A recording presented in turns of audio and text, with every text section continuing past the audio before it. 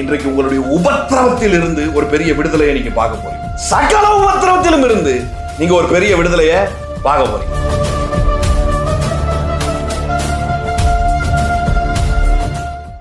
ஹல்லேலூயா. சொல்லுமா, என் உயர்விலும் என் தாழ்விலும் என் ஆத்துமா அவரையே அண்டி இருக்கும். ஏன்னா என் உயர்வான பகுதியாக இருந்தாலும் சரி, தாழ்வான பகுதியாக இருந்தாலும் சரி, அவர் என் கூடவே இருக்கிறார். என் தாழ்விடத்தை பார்த்து அவர் ஒதுங்கி ஓடுகிற தேவன் அல்ல. நான் கீழே விழுந்துட்டேன் அப்படின்னு யோசித்து அவர் என்னை பார்த்து அருவருப்பாய் நினைக்கிற தேவன் அல்ல. நான் ரொம்ப பெர்ஃபார்ம் பண்ணலை அப்படின்னு சொல்லி என்னை ஒதுக்கி வைக்கிற தேவன் அல்ல. என் தாழ்விலும் அவர் என்னோடு இருக்கிறபடியினாலே, என் உயர்விலும் அவர் என்னோடு இருக்கிறபடியினால அவரை நான் துதிக்க போகிறேன். ஆமென். ஹல்லேலூயா. இதுதான் விசுவாசியோடைய மனநிலை. பாருங்க, தேவனை நான் சார்ந்திருக்கிறேன், தேவனை நான் அண்டி கொண்டு இருக்கிறேன். இஷாவா அப்படின்னு சொல்லி நைஜீரியா பீப்புள் ஒரு வார்த்தை வச்சிருக்கிறாங்க. இஷாவா அப்படின்னா அது ஒரு கோட் வேர்ட். இயேசுவை பகிரங்கமாக அவங்களால அறிவிக்க முடியாது. அப்போ என்ன சொல்லுவாங்கன்னா, நான் இயேசுவை சார்ந்தவன் அப்படிங்கிறதுக்கான ஒரு வார்த்தையை என்ன சொல்லுவாங்கன்னா, இஷாவா அப்படின்னு ஒரு வார்த்தையை சொல்லுவாங்க. இஷாவா என்றால் இயேசுவை சார்ந்தவர்கள் அப்படிங்கிறது கோட்வேர்ட். அவங்களுடைய லாங்குவேஜ் கூட கிடையாது, அது ஒரு கோட்வேர்ட். இயேசுவை சார்ந்தவர்கள் யாரும் சொல்லுங்க, இயேசுவை சார்ந்தவர்கள். இயேசுவை சார்ந்தவர்கள் அப்படிங்கும் பொழுது அவங்களுக்குன்னு ஒரு மனநிலை இருக்கு. கிறிஸ்தவர்களுக்கு அப்படிங்கிறதுக்கு ஒரு மனநிலை இருக்கு. அப்போஸ்தலர்களுக்கென்று ஒரு மனநிலை இருக்குது, விசுவாசிகளுக்கென்று மனநிலை இருக்கிறது. அது என்ன மனநிலை அப்படின்னா, மற்ற தெய்வங்களை வழிபடுறவங்களுக்கும் கிறிஸ்தவர்களுக்கும் என்ன பெரிய வித்தியாசம்? பவுல் என்ன அப்படிலாம் நம்மளுக்கு கற்றுக் கொடுத்துருக்கிறார் அப்படின்னு சொன்னால், பழைய பரிசுத்தவான்களும் பவுலாக இருக்கட்டும், இவங்கெல்லாம் நம்மளுக்கு என்ன கற்றுக் கொடுத்துருக்குறாங்க அப்படின்னு சொன்னால், மற்றவங்க பார்க்காத ஒரு பார்வையை அவங்க நம்மளுக்கு கற்றுக் கொடுத்துருக்குறாங்க. ஆமென். அது விசுவாச பார்வை. பாருங்க, கண்டு விசுவாசித்து போகிற ஜனங்கள் எத்தனையோ பேர் இருக்கிறாங்க. அவங்களெல்லாம் வேதம் பெருசாக அடையாளப்படுத்தவே இல்லை.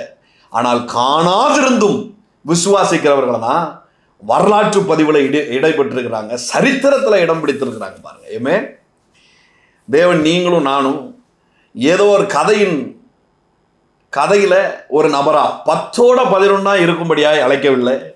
சரித்திரத்தில் இடம் பிடிக்கும்படியாய் தேவன் நம்மளை அழைத்திருக்கிறார்.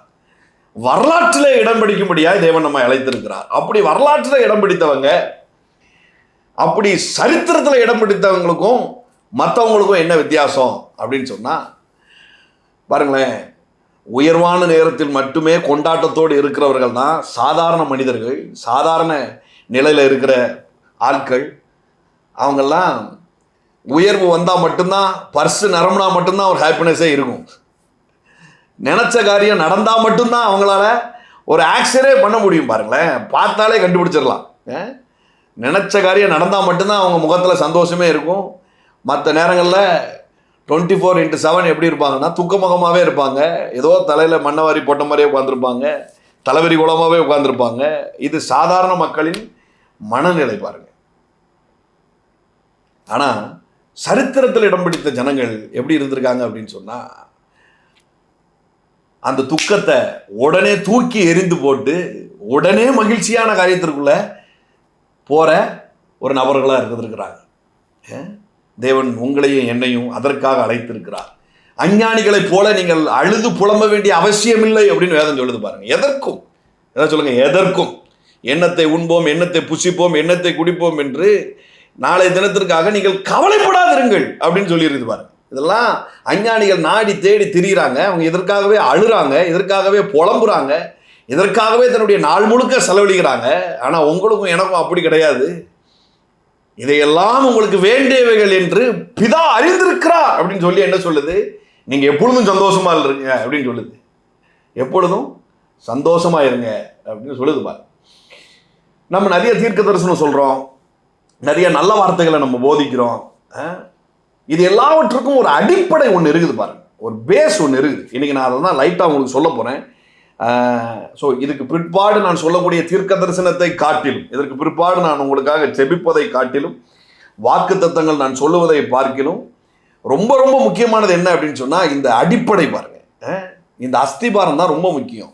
ஏன்னு சொன்னால் பிசாசு பில்டிங்லலாம் பெரிய அட்டாக் பண்ண மாட்டான். அவனுக்கு கொஞ்சம் அறிவு இருக்கு. அவன் என்ன செய்வான்னா பேசிக்கான விஷயத்தை தான் பேஸில் தான் கையை வச்சு லைட்டாக ஷேக் பண்ணி விடுவான் பாரு. பேஸை கையை வச்சு லைட்டாக ஷேக் பண்ணிட்டா என்ன ஆகும்னா பில்டிங் தன்னால் விழுந்துடும். உங்களை விழ பண்ணுறதுக்கு, உங்களை தோல்வி நாட்களாக உங்களை சிந்திக்க பண்ணுறதுக்கு அவன் யோசிக்கிற ரொம்ப சாதாரணமான விஷயம் என்னென்னா இந்த நம்முடைய அடிப்படையில் கை வைக்கிறது பாரு. நம்முடைய பேஸ் என்ன, அதில் போய் கை வைக்கிறது தான் பிசாசினுடைய வேலையாகவே இருக்குது பாருங்க. அப்போது நம்ம அடிக்கடி நம்முடைய பேஸை நம்ம என்ன பண்ணணும், திரும்ப திரும்ப பார்க்கும்போது என்ன ஆகுதுன்னா பில்டிங் மேலே கட்டி எழுப்பப்படுது. எப்போவுமே கிறிஸ்தவம் கொஞ்சம் உல்டாவாக தான் இருக்கும். தேவனும் கொஞ்சம் உல்டாவான ஆள் தான். இந்த உலகம் பார்க்க முடியாது, அவர் பார்க்கவே மாட்டார். உலகம் எதை வீக்குன்னு சொல்லுதோ இவர் அதை தான் ஸ்ட்ராங் அப்படிம்பார். உலகம் எதை தேராதுன்னு சொல்லுதோ அதுதான் எனக்கு வேணும் அப்படிம்பார். பாருங்க, இவர் ரொம்ப டிஃப்ரெண்டான ஆள். பில்டிங் கட்டணும்னா என்ன பண்ணணும், அஸ்திவாரத்தை போட்டு முடிச்சுட்டு மேலே மேலே தான் நம்ம பார்க்கணும் அப்படிங்கிறது தான் உலகம் சொல்கிற இன்ஜினியரிங் பாருங்க. ஆனால் காட்ஸ் இன்ஜினியரிங் ஒன்று இருக்கு. அது என்னன்னா பேசிக்கை பார்த்தா பில்டிங் கட்டி எழுப்பப்படும். அஸ்திவாரம் ஸ்ட்ராங் ஆகிட்டுனா பில்டிங் கதவுகள் தன்னால் தரப்படும். நான் ஆல்ரெடி ஒரு மந்த்லி மீட்டிங்கில் நான் பேசியிருக்கேன், அஸ்திபாரங்களும் வாசல்களும் அப்படின்னு சொல்லி நான் பேசியிருக்கிறேன். நீங்கள் கேட்கலன்னா அதை கேளுங்க. பேசிக் ரொம்ப முக்கியம். எல்லாரும் சொல்லுங்க, பேசிக் ரொம்ப முக்கியம். ரோமர் 5வது அதிகாரம் 1வது வசனம் பாருங்க. இவ்விதமாக நாம் விசுவாசத்தினாலே நீதிமான்கள் ஆக்கப்பட்டிருக்கிறபடியால் நம்முடைய கர்த்தராகிய இயேசு கிறிஸ்து மூலமாய் தேவனிடத்தில் சமாதானம் பெற்றிருக்கிறோம். Very basic. எல்லாரும் சொல்லுங்க, வெரி பேசிக். பாருங்க, இப்போ நம்மளுக்கு கிடைச்ச இந்த வெளிச்சம் அநேக கிறிஸ்தவர்களுக்கு இன்னும் கிடைக்கவே இல்லை. நீ நீதிமான் அப்படின்னு சொன்னாலே ஏற்றுக்கொள்ளாதவர்கள் எத்தனையோ பேர் இருக்கிறாங்க பாருங்க. இல்லை, நான் பாவி அப்படின்னு தான் தேவ சமூகத்தில் நம்ம வரணும் அப்படின்னு என்ன பண்ணிட்டாங்க, நிறைய கற்றுக் கொடுத்துருக்குறாங்க பாருங்க. கரெக்டு தான். முதல் முறையாய் நான் இயேசுவை சொந்த இரட்சகராய் ஏற்றுக்கொள்ளும் பொழுது நான் ஒரு பாவி, என்னுடைய நடக்கையினால் என்னால் நீதிமான் ஆக முடியல அப்படின்னு சொல்லி வந்து தான் என்ன பண்ணேன், நான் ஆண்டவர்கிட்ட சப்மிட் பண்ணேன். அப்போ அவர் என்ன பண்ணிட்டாரு, என்னைய சொந்த பிள்ளையாய் அவர் என்ன பண்ணாரு, என்னை ஏற்றுக்கொண்டார். சொந்த பிள்ளையாரை ஏற்றுக்கொண்டதுக்கு பிறகு அவர் எனக்கு ஒரு ஸ்தானத்தை கொடுக்குறாரு. அது என்ன ஸ்தானம், நீ உன்னுடைய நடக்கையினால் நீ இப்பொழுது நீதிமான் அல்ல, என்னுடைய ரத்தம் உன்னை கழுவினபடினால். ரொம்ப பேசிக்கான விஷயம்தான். ஆனால் இதை நிறைய நேரத்தில் மிஸ் பண்ணதுனால தான் என்ன பண்ணிடுறோன்னா தாழ்வான பகுதிக்குள்ளே போகும்போது ரொம்ப பிரச்சனையில் பெருசாக மாட்டிக்கிட்டோம் அப்படிங்கிற மாதிரி எண்ணங்களுக்குள்ளே நம்ம போயிடுறோம். இதுலேருந்து தப்பிக்கவே முடியாது அப்படின்னு ஒரு தீர்மானத்தையும் நம்மளே எடுத்துடுறோம். இது நிமித்தமாக நம்மளுக்கு நிச்சயமாய் தீங்கு வரும் அப்படிங்கிற எண்ணத்திற்குள்ளே நம்ம போயிடுறோம். அது விசுவாசமாக மாறிடுது. அது விசுவாசமாக மாறினதுனால என்ன ஆயிடுதுன்னா எதை நம்ம விசுவாசமோ அது நடந்துருது பாருங்க. இது ரொம்ப முக்கியம். எந்த சூழலிலும் ஒரு விஷயத்தை நம்ம பிடிச்சுக்கிடணும். அது என்ன அப்படின்னா, இயேசுவின் ரத்தத்தினால நான் கழுவப்பட்ட நீதிமான். ஏமே, உங்கள் ஜெப வேலைக்குள்ளே நீங்கள் என்ட்ரி ஆகிற விஷயமா இருக்கட்டும், அல்லது உங்களுக்கும் கர்த்தருக்குமான இடைப்பட்ட உரையாடலாக இருக்கட்டும், நீங்கள் யாரோடும் பகிர்ந்து கொள்கிற காரியமாக இருக்கட்டும், உங்களுடைய பேசிக் என்ன அப்படின்னா நீங்கள் கிறிஸ்துவுக்குள் நீதிமான். எல்லாரும் சொல்லுங்க, நான் விசுவாசத்தினாலே நீதிமான் ஆக்கப்பட்டிருக்கிறேன். ஏமே,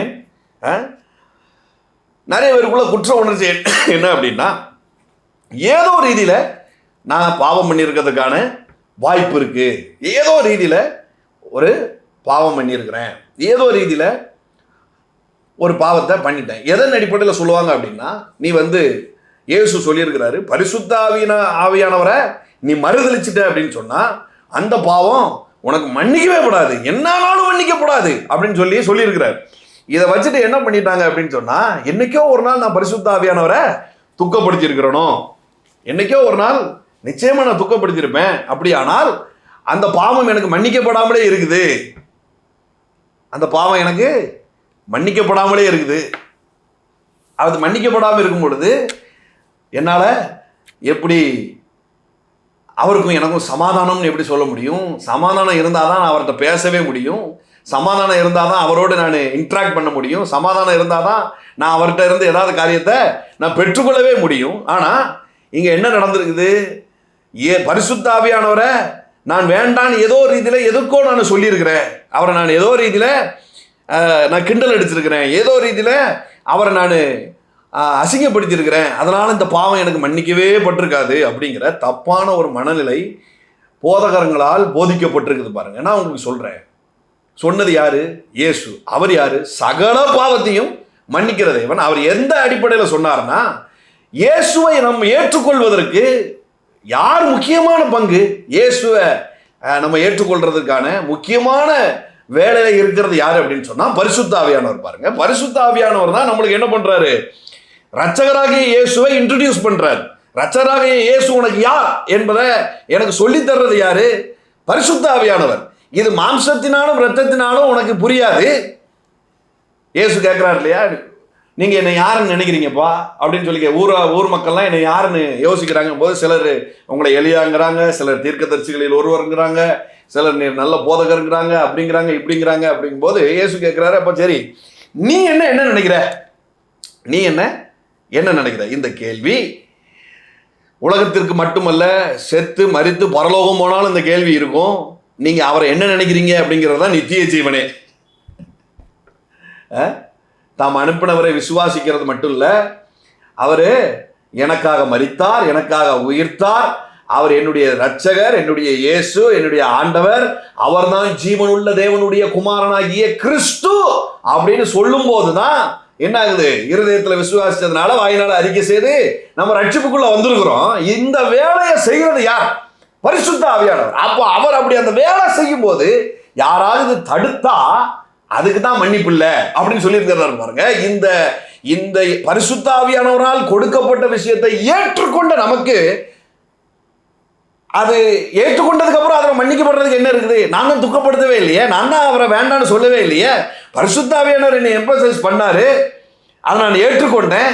எனக்காக இயேசு மரித்தார், எனக்காக இயேசு உயிர்த்தார், அவரே என்னுடைய ஆண்டவர் என்று இருதயத்தில் விசுவாசித்து வாயினால நான் அறிக்கை செய்துட்டேன்.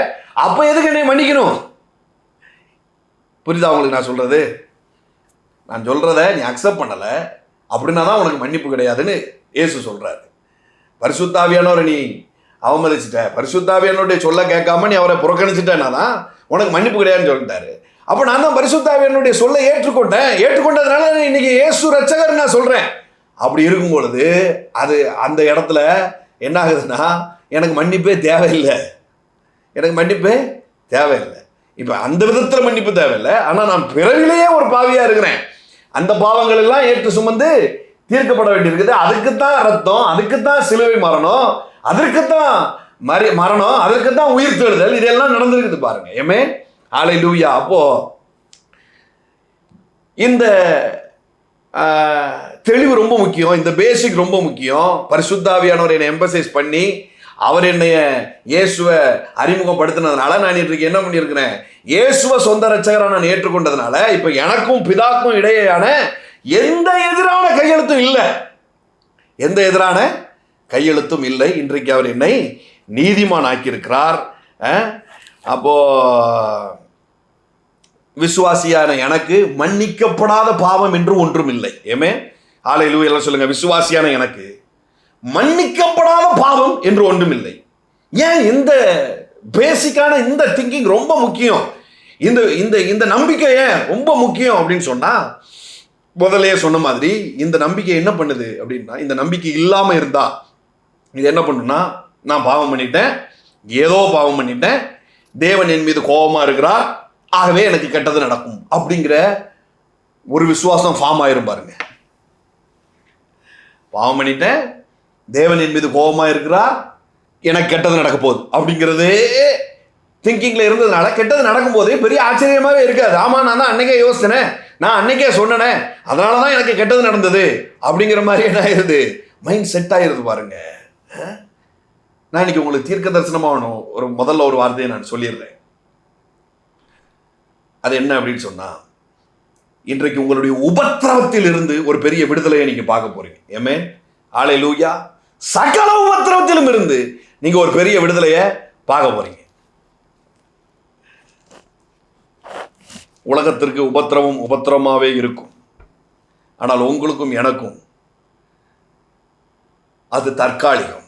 ஏமே உங்களுக்கும் எனக்கும் அது தற்காலிகம். உபத்திரவம் வராதுன்னு நான் சொல்லலை, உபத்திரவம் வராதுன்னு நான் சொல்லலை. ஆனால் உபத்திரவம் வந்ததுன்னா அது தற்காலிகம். எல்லாம் சொல்லுங்க, உபத்திரவம் தற்காலிகம். ஸோ இந்த பேசிக் ரொம்ப முக்கியம் பாருங்க. மறுபடியும் தீர்க்கதரிசனமா சொல்றேன், இன்றைக்கு உங்களுடைய சகல உபத்திரவங்களிலும் இருந்து நீங்கள் விடுதலையாக்கப்படுவீர்கள். ஹல்லேலூயா. ஏன்னா இந்த பேஸ் ரொம்ப முக்கியங்கிறதுனால இந்த பேஸை சொன்னாலே போதுமானது. பாருங்க, கிறிஸ்துவ வாழ்க்கை ரொம்ப கடினமான ஒரு வாழ்க்கைலாம் இல்லை பாருங்க, ரொம்ப சிம்பிளா இருக்கும். ஆனா அதை சொல்றதுக்கு தான் ரொம்ப கடினமா இருக்கும். புரியுதா? ரொம்ப சிம்பிள், என்ன சொல்லுங்க, ரொம்ப சிம்பிள். ஆனா அதை ஏற்றுக்கொள்றது தான் ரொம்ப கடினமா இருக்கு. இப்ப இயேசுவை சொந்த ரட்சகராக ஏற்றுக்கோ, உன்னுடைய பாவங்கள் மன்னிக்கப்பட்டுரும், உன்னுடைய மீறுதல்கள் மன்னிக்கப்பட்டுரும், நீ புதிய ஒரு வாழ்க்கை வாழலாம், புதுசா நீ புது சிருஷ்டியா தேவன் மாத்துறார் அப்படின்னு சொன்னாலே நம்புறதுக்கு ஏதுவாவே இல்லை பாருங்களேன். அது எப்படிங்க? எப்ப இது இயேசுவின் சரீரம்பா, இது இயேசுவின் ரத்தம்பா, இது உனக்காக அடிக்கப்பட்டது, பிக்கப்பட்டது, உனக்காக இது சிந்தப்பட்டது, இதை நீ என்ன செய்ய, சாப்பிடு, இதை சாப்பிட்டா உனக்கு சுகம் உண்டாகும், அந்த தரித்திரம் மாறும் அப்படின்னா அது நம்புறதுக்கு எதுவே இல்லை. அது எப்படிங்க? 1 கோடி ரூபா கொடுத்தா என் பண பிரச்சனை மாறும்னு சொன்னால் அதில் ஒரு நம்பிக்கை இருக்குது. நீங்கள் இவ்வளோண்டு ஏதோ ஒன்று திராட்சை ரசத்தையும் இவ்வளோண்டு ஒரு பிரெட்டையும் கொடுத்துட்டு இதை விசுவாசித்தாலே போதும் அப்படின்னு சொன்னால் அதை எப்படிங்க ஏற்றுக்கிட முடியும்? கிறிஸ்தவ வாழ்க்கை ரொம்ப சிம்பிளாக ஆண்டவர் வைத்திருக்கிறார். போய் 7 முறை குளத்தில் முங்கி எந்திரி, உன் சரீரம் சுகமாகும் அப்படின்னு சொன்னால் நம்பவே முடியல. இல்லைப்பா, நீ வேற ஏதாவது எனக்கு சொல்லு, நீ எனக்கு வேற ஏதாவது சொல்லு, நான் செய்கிறேன். இஸ்ரவேல் ஜனங்களுடைய மனநிலையும் அதுதான் பாருங்க.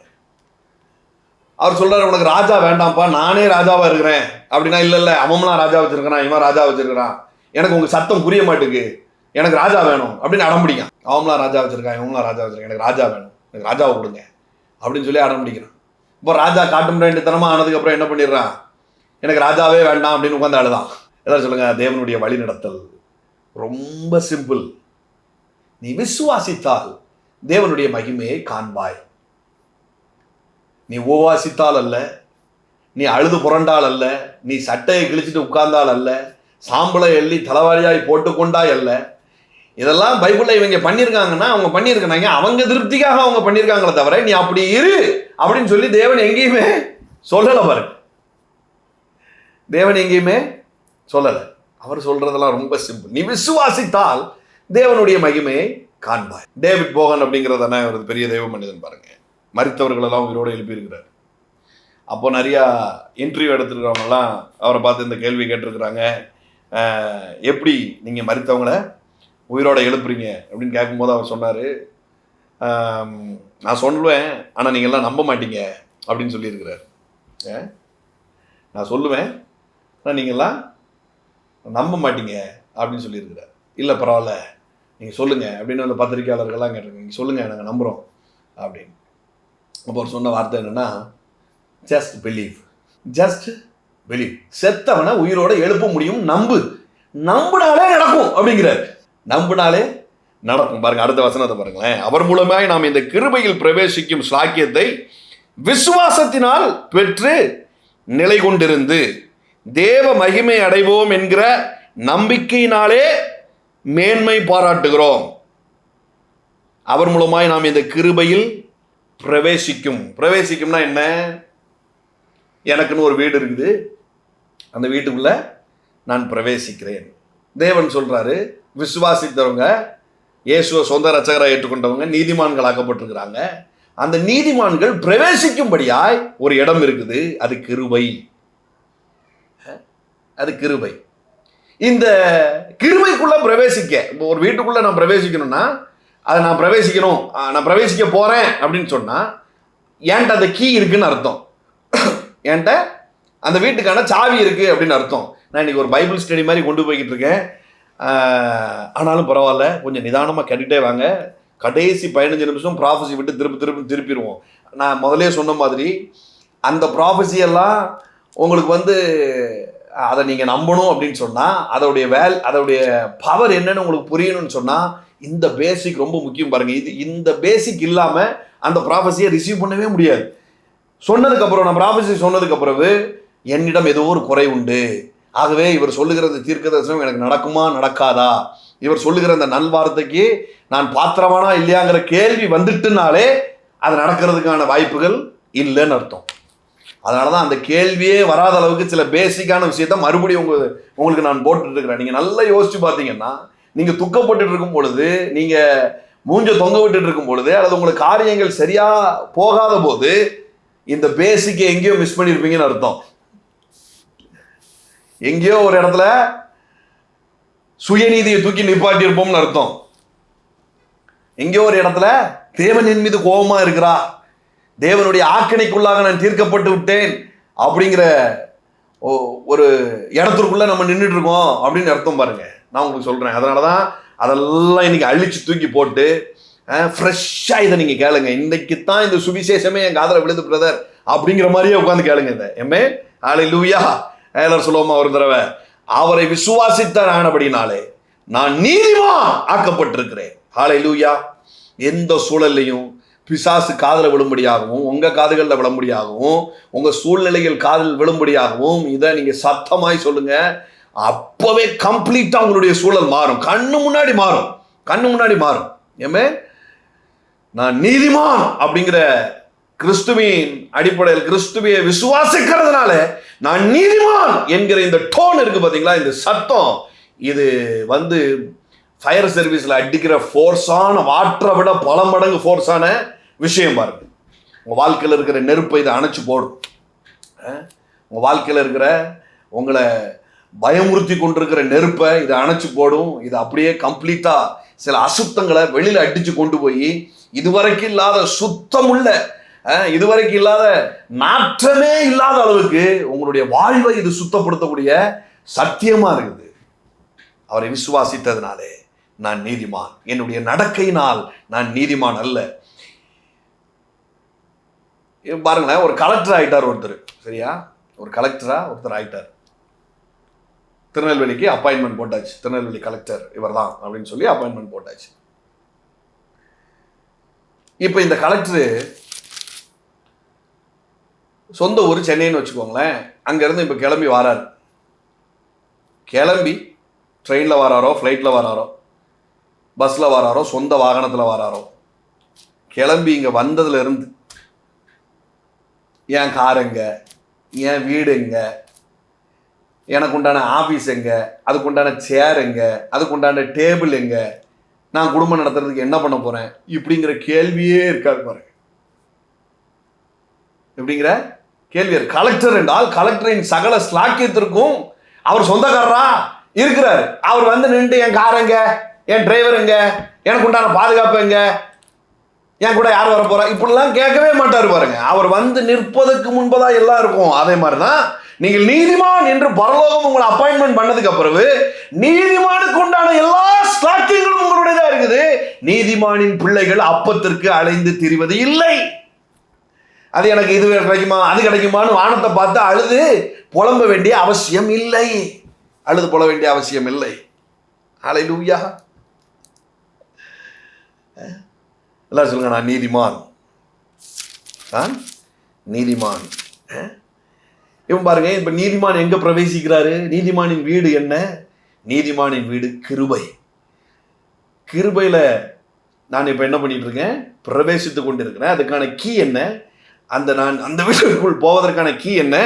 இயேசு தான் அதுக்கான கீயா இருக்கிறார் பாருங்க. பிரவேசிக்கும் ஸ்லாக்கியத்தை விசுவாசத்தினால் பெற்று நிலை கொண்டிருந்து. எப்படி கலெக்டர் கலெக்டர் பங்களாவுக்கு கூட்டு போறாங்க, அவரை கலெக்டருடைய ஹவுஸ்க்கு கூட்டு போறாங்க. கூட்டு போகும்போது அவருக்கு அங்கிருந்து கிளம்பும் போதே அந்த விசுவாசம் இருக்கும். எனக்கு கலெக்டர் அப்பாயின்மெண்ட் பண்ணிட்டாங்க, நான் திருநெல்வேலியில் போய் இறங்கும் பொழுது எனக்குன்னு நான் தங்கும்படியான ஒரு வீடு அங்க இருக்குங்கிற விசுவாசத்துல தான் வருவார் பாருங்க. அவருக்குள்ள சந்தேகமே இருக்காது, அவருக்குள்ள எந்த கலக்கமும் இருக்காது, அவருக்குள்ள எந்த விதமான ஐயோ கூட்டு போறாங்களே அங்க இருக்குமா இருக்காது, கரண்ட் இருக்குமா இருக்காதா, சாப்பாடுலாம் போடுவாங்களா போட மாட்டாங்களா, வேலைக்காரங்க இருப்பாங்களா இருக்க மாட்டாங்க, இந்த கேள்விக்கே இடம் இருக்காது பாருங்க. ஏன்னா அவருக்கு தெரியும் நான் எங்க பிரவேசிக்க போறேன்.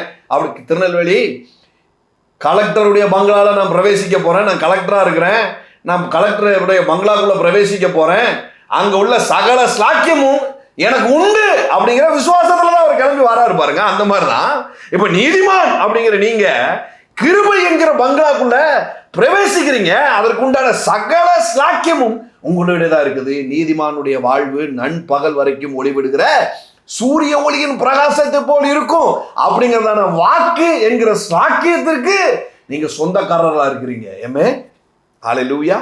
நீங்களும் நானும் சொல்லுங்க, நீங்களும் நானும் இன்னைக்கு ஒருவேளை டல்லா இருக்கலாம், காலையில் 5 மணி மாதிரி இருக்கலாம், காலையில் 6 மணி மாதிரி இருக்கலாம், வெளிச்சம் லைட்டா இருக்கிற மாதிரி இருக்கலாம். ஆனா நான் சொல்றேன், இந்த சத்தியம் புரிய புரிய புரிய புரிய இதை நான் எந்த சூழலிலையும் இதை திரும்ப திரும்ப நம்ப எனக்கு ஒரு நடக்க போகுது. என் வாழ்க்கை நண்பகல் வரைக்கும் ஒளிவிடுகிற சூரிய ஒளியின் பிரகாசத்தை போல இருக்க போகுது. ஹல்லேலூயா. ஏமேன். சொல்லும் போதே ஒரு பிரகாசம் உங்களுக்குள்ள ஒளிக்குது பாருங்க. சொல்லும் போதே ஒரு பிரகாசம் ஒளிக்குது. மோரபா. ஏன்னா இது ஒரு ஸ்லாக்கியம் அப்படின்னு வேதம் சொல்லுது பாருங்க. இது ஒரு ஸ்லாக்கியம். எல்லாரும் சொல்லுங்க, ஸ்லாக்கியம். நான் கிருபை என்கிற பங்களாக்குள்ள குடியிருக்கிறேன். கிருபையில் நான் பிரவேசித்துக் கொண்டிருக்கிறேன். இப்ப என்னை எவனும் சட்டையிட்டு பிடிச்சி இந்த பங்களா இருந்து வெளியில தள்ள முடியாது. நான் கலெக்டருங்க, நான் தப்பு பண்ணிட்டேன் ஏதோ ஒன்று, சரியா? திருநெல்வேலி கலெக்டர் ஏதோ ஒரு தப்பு பண்ணிட்டார். என்ன பண்ணிட்டார்? ஒய்ஃபை திட்டார், இல்லை ஏதோ ஒரு பாவத்தை பண்ணிட்டார். பண்ண உடனே தப்புன்னு சட்டையை எட்டி பிடிச்சி யாரும் அந்த பங்களால இருந்து அவரை வெளியில கொண்டு போய் விட்டுற முடியாது பாருங்க. ஏன் விட முடியாது? ஏன்னா அவர் கலெக்டர். ஏன்னா அவருக்கு அதுக்கான சான்றிதழை அரசு கொடுத்துருக்குது. அவர் படிச்சிருக்கிறார். அவருக்கு அரசாங்கம் அந்த அதிகாரத்தை கொடுத்துருக்கு. இப்போ ஏதோ ஒரு பாவம் பண்ணிட்டாரு அப்படிங்கிறதுனால தரதரன்னு பிடிச்சி சட்டையை பிடிச்சி யாரும் வெளியில கொண்டு போய் விட்டுற முடியாது பாருங்க. டக்குன்னு அந்த ஸ்லாக்கியத்திலேருந்து அவரை தூக்கி எறிய முடியாது. இந்த கிருபை என்ன செய்யும்? அதற்கு உண்டான காரியத்தை ஆராய்ச்சி பண்ணி இந்த தப்பா சரி போட்டு இவ்வளவு பனிஷ்மெண்ட் அப்படின்னு சொல்லி தான் முடிக்குமே தவிர அந்த ஸ்லாக்கியத்திலிருந்து உடனே அவரை தூக்கி எரியாது. ஒருவேளை அப்படி எரிஞ்சா கூட இது உலகத்தில் உள்ள நீதியின் அடிப்படையில் நடக்கக்கூடியது. ஆனால் நான் சொல்றது, பரலோகம் ஒன்ஸ் ஒரு விஷயத்தை அப்பாயிண்ட் பண்ணிருச்சுன்னா சாகிற வரைக்கும், செத்ததுக்கு அப்புறம் கூட அது டிஸ்கனெக்ட் ஆகாது. நீங்கள் இப்பொழுதும் நீதிமான், செத்தாலும் நீதிமான், நீங்கள் சாகாமல் பிழைத்திருந்தாலும் நீதிமான், செத்து பரலோகம் போனாலும் நீங்கள் நீதிமான். இந்த ஸ்தானம் உங்களை விட்டு எடுபடாது, இந்த பங்களாவும் உங்களை விட்டு எடுபடாது. ஏன்னா வேதம் சொல்லுது, மலைகள் விலகினாலும் பர்வதங்கள் நிலைபெயர்ந்து போனாலும் அவர் என் மீது வைத்திருக்கிற கிருபை விலகாது. பாருங்க, இப்போ தாழ்விடங்களிலும் வீடுகள் இருக்குது, மேடான இடங்களிலும் வீடுகள் இருக்குது இல்லையா? நான் சொல்றேன், இந்த பங்களா, இந்த கிருபையான பங்களா, இந்த ஸ்லாக்கியமான பங்களா, இது மேல இருக்கிற வீடு மாதிரி, மேல இருக்கிற வீடு மாதிரி. ஊர் முழுக்க மழை பெய்யுதுங்க, நிறைய வீடு முங்கிட்டு, நான் ஸ்லாக்கியத்தின் வீட்டுக்குள்ள இருக்கிறேன், ஏன் வீடு முங்காது. ஊர் முழுக்க நெருப்பு எரியுதுங்க, சில வீடுகள் பத்தி எரியுதுங்க, நான் கிருபை என்கிற பங்களால இருக்கிறேன், என் வீடு பத்தி எரியாது, என் வாழ்க்கை பத்தி எரியாது. இப்ப இந்த ஸ்லாக்கியத்திற்குள்ள தேவன் என்ன பண்ணியிருக்கிறாரு, வைத்திருக்கிறார். ஊர் முழுக்க உபத்திரவம் இருக்குதுங்க, ஊர் முழுக்க உபத்திரவம் இருக்குதுங்க, இருக்கு. ஆனா அது என்னைய சேதப்படுத்தாது. சொல்லுங்க, அது என்னைய சேதப்படுத்தாது. சொல்லும் போதே ஒரு விடுதலை உங்களுக்கு நடக்குதுங்க. ஹல்லேலூயா. மோரபா ஷட்சகம் படரதலபா. பாருங்க, ஸ்லாக்கியத்தை விசுவாசத்தினால் பெற்று நிலை கொண்டிருந்து தேவ மகிமையை அடைவோம் என்கிற நம்பிக்கையினாலே மேன்மை பாராட்டுகிறோம். மேன்மை பாராட்டுகிறோம் அப்படின்னு இங்கிலீஷ்ல, தமிழ்ல வந்திருக்குது, இங்கிலீஷ்ல ரிஜாய்ஸ் அப்படின்னு வந்திருக்கு. இந்த ரிஜாய்ஸ்ல எப்பவுமே விசுவாசிகள் இருக்கணும் அப்படிங்கிறதுக்காக தான் இந்த வசனத்தை சொல்லி வைத்திருக்கு. இந்த இதை குறித்து தானே சந்தோஷம் எப்பொழுதுமே இருக்கணும். இந்த பேசிக்கை குறித்து தானே சந்தோஷம் எப்பவுமே இருக்கணும். இது ஏன் இந்த பேசிக் அப்படின்னா, பாருங்களேன், இன்னைக்கு பேங்க்ல 1 கோடி ரூபா நீங்க போட்டு வச்சிருக்கிறீங்க, பாக்கெட்ல ஒரு 100 ரூபா இருந்திருக்கு, திடீர்னு பார்த்தா அந்த 100 ரூபா மிஸ் ஆயிட்டு. சரியா? 100 ரூபா மிஸ் ஆயிட்டு. நீங்க எவ்வளவு நாள் துக்கமா இருப்பீங்க? நீங்க எவ்வளவு நாள் துக்கமா இருப்பீங்க? 10 நிமிஷம், 5 நிமிஷம், 2 நிமிஷம், மாதம் மாதம் உங்களுக்கு 1 கோடி ரூபா வந்துகிட்டே இருக்கு, 100 ரூபா தொலைஞ்சிட்டு அப்படின்னா உங்களுடைய மனநிலை எப்படி இருக்கும்? எவ்வளவு செகண்ட் அதை பத்தி நீங்க யோசிப்பீங்க? எவ்வளவு செகண்டு அதை பத்தி நீங்க யோசிப்பீங்க? அப்படிதான் இருக்குது பாருங்க. அப்படிதான் இருக்குது. பவுல் அப்படிதான் சொல்றாரு, நீ அப்படிதான் பார்க்கணும் அப்படின்னு சொல்றாரு. ஏன்னா உனக்கு பேங்க்ல போட்டிருக்கிற 1 கோடி ரூபாயை விட மேலானது இந்த சத்தியம். மாதம் மாதம் உனக்கு வரக்கூடிய 1 கோடி ரூபாய்க்கு விட மேலானது இந்த சத்தியம், இந்த பேசிக்கு. இது இருந்துட்டுன்னா நீ தொலைஞ்சு போன 100 ரூபாய்க்காண்டி மாதம் முழுக்க ஒப்பாரி வச்சுக்கிட்டு இருக்க மாட்டேன். இப்போ பேங்க்ல எனக்கு 100 கோடி ரூபாய் இருக்கு, எனக்கு மாசம் மாசம் 1 கோடி ரூபாய் வருது அப்படிங்கிற அறிவு இல்லைன்னா இந்த 100 ரூபாய்க்காண்டி நான் வரவனெல்லாம் திட்டுவேன். ஏன் எடுத்தான்னு தெரியலையே, வீட்டில் உள்ளவங்க மேலே எரிச்சல் வரும், கோபம் வரும், எல்லாம் வரும் பாருங்க. ஏன்னா இந்த பேசிக்கை நான் விட்டுட்டேன், எனக்கு பேங்க்ல இருக்கு, எனக்கு மாதம் மாதம் வரும் அப்படிங்கிற ஒரு விஷயத்தையே நான் விட்டுட்டேன் பாருங்க. விட்டதுனால என்ன ஆகுது? கோபம் வருது, எரிச்சல் வருது, சமாதான குறைவு உண்டாகுது, எல்லாமே அதுல இருக்குது பாருங்க. அந்த மாதிரிதான் எனக்கும் தேவனுக்குமே ஒரு இணக்கம் உண்டாயிருது. எனக்கும் தேவனுக்குமே இடையே இருந்த ஒரு பிரச்சனைய இயேசு சிலுவையில சுமந்து தீர்த்து விட்டு எனக்கும் பரலோக தேவனுக்குமே இருக்கிற காரியத்துல ஒரு ஒத்துமையை உண்டு பண்ணிட்டாரு. என்னை இப்ப ஸ்தானத்துல வைத்திருக்கிறாரு, நீதிமான் என்கிற ஸ்தானத்துல என்னை வைத்திருக்கிறாரு, கிருபை என்கிற பங்களால என்னை பிரவேசிக்க பண்ணியிருக்கிறாரு, அந்த ஸ்லாக்கியத்தை என்ஜாய் பண்ண முடியாத இடத்துல எனக்கு வைத்திருக்கிறாரு. இப்போ என்னை சுத்தி நடக்கிற எந்த உபத்திரவத்தை குறித்தும் நான் அழப்போறது இல்லை. இப்போ என்னை சுத்தி நடக்கிற எந்த பிரச்சனையை பார்த்தும் நான் அதை பார்த்து ஆச்சரியப்பட போறது இல்லை. நான் வேற ஒன்றை பார்த்து ஆச்சரியப்பட போறேன். நான் தகுதியற்றவனாய் இருந்த போதும் என்னை தேவன் நீதிமானாக்கி இருக்கிறார். நான் அருவருப்பான காரியங்களை செய்து கொண்டிருந்த போதும் அவர் என்னை நீதிமானாய் அபிஷேகித்திருக்கிறார். நான் அருவருப்பான காரியங்களை சிந்தித்துக் கொண்டிருக்கும் போதும் அவர் என் சிந்தைக்குள்ள புகுந்த இயேசுவை சொந்த இரட்சகர் என்பதை எனக்கு வற்புறுத்தி இருக்கிறார், எனக்கு சொல்லி இருக்கிறார். அதை நான் ஏற்றுக்கொள்ளும்படி தேவன் செய்திருக்கிறார். அவ்வளவு அசுத்தமும் உள்ள இருக்கும் போதே எனக்கு கைடன்ஸை கொடுத்தார்னா இன்றைக்கு நான் அவரை சொந்த இரட்சகராக ஏற்றுக்கொண்டிருக்கிறேன். என்னை வழி நடத்தாமல் இருப்பது எப்படி? என்னை வழி நடத்தாமல் பாருங்க, நீங்க ரட்சிக்கப்பட்டதுக்கு அப்புறம் இயேசு உங்களுக்கு ஆண்டவர் அல்ல. சாதாரண விஷயம் பாருங்க, இதை உட்கார்ந்து ஆராய்ச்சி பண்ணோம்னா நம்மளுக்கு வெளிச்சம் வந்துடும். உங்களுக்கு புரியுதா? நான் ரட்சிக்கப்பட்டதுக்கு அப்புறமே இயேசு எனக்கு ஆண்டவர் அல்ல, நான் இயேசுவே ஆண்டவர் என்று சொன்னதுனால ரட்சிக்கப்பட்டேன். அப்ப நான் இயேசுவே எனக்கு ஆண்டவர் அப்படின்னு நான் சொன்னது எந்த சூழல்ல நான் சொன்னேன்? மகா பாவியா இருக்கும் போது நான் சொன்னேன். மகா பாவியா இருக்கும் போதே என் இருதயத்துக்குள்ள வந்து என்னைய போதிச்சு என் இருதயத்தை நம்ப பண்ணி இருக்கிறாருன்னு சொன்னா, இன்னைக்கு நான் செய்துட்டு இருக்கிறதெல்லாம் அப்பப்போ சின்ன தப்புகளும் அப்பப்போ நான் சின்ன காரியங்களும் நான் செய்யும் போது என்னை எப்படி விட்டு விடுவார்? என்னை எப்படி முழு கருப்பா இருக்கும் போதே, முழு அசுத்தமா இருக்கும் போதே என்னை அப்படி வந்து ஓடி வந்து கட்டி பிடிச்ச தேவன், இன்னைக்கு நான் குளிச்சு என் காலில் சின்ன பிரச்சனை இருக்குது, நான் எங்கேயோ சகதியில மீதிச்சிட்டேன், எங்கேயோ காக்கா என் தலையில எச்சம் போட்டுருச்சு, எங்கேயோ என் சட்டை சிங்க் ஆயிருக்குது, எங்கேயோ சில அருவறுப்புகள் இருக்கு அப்படிங்கிறதுனால என்னை எப்படி அவர் விடுவாரு? என்னை எப்படி அவரு அருவறுப்பா பார்ப்பாரு? நான் முழு அருவறுப்பா இருக்கும் பொழுதே என்னை நேசித்து எனக்கு ரட்சகரை அருளின தேவன் இன்னைக்கு நான் அறவுரையா இருக்கிறேன் அப்படிங்கிறதுனால என்னை கைவிட மாட்டார். ஹல்லேலூயா. மோரபா ஷா. இது ரொம்ப ரொம்ப முக்கியம் பாருங்க, ரொம்ப முக்கியம். ஏன்னா ஏதோ ஒரு குற்ற உணர்ச்சியும் ஏதோ நான் பாவம் செஞ்சுட்டேன் அப்படிங்கிற ஒரு எண்ணம் தேவன் என் மீது கோபமா இருக்கிறாருங்கிற எண்ணத்தை தூண்டி விட்டுருது. தேவன் என் மீது கோபமா இருந்தாருன்னா கண்டிப்பா எனக்கு தீமைதான் நடக்குங்கிற எண்ணத்தை தூண்டி விட்டுருது. அது வாழ்க்கையில சம்பவித்திருது பாருங்க. இன்னைக்கு அதெல்லாம் நிர்மூலமாகட்டும் இயேசுவின் நாமத்தினால.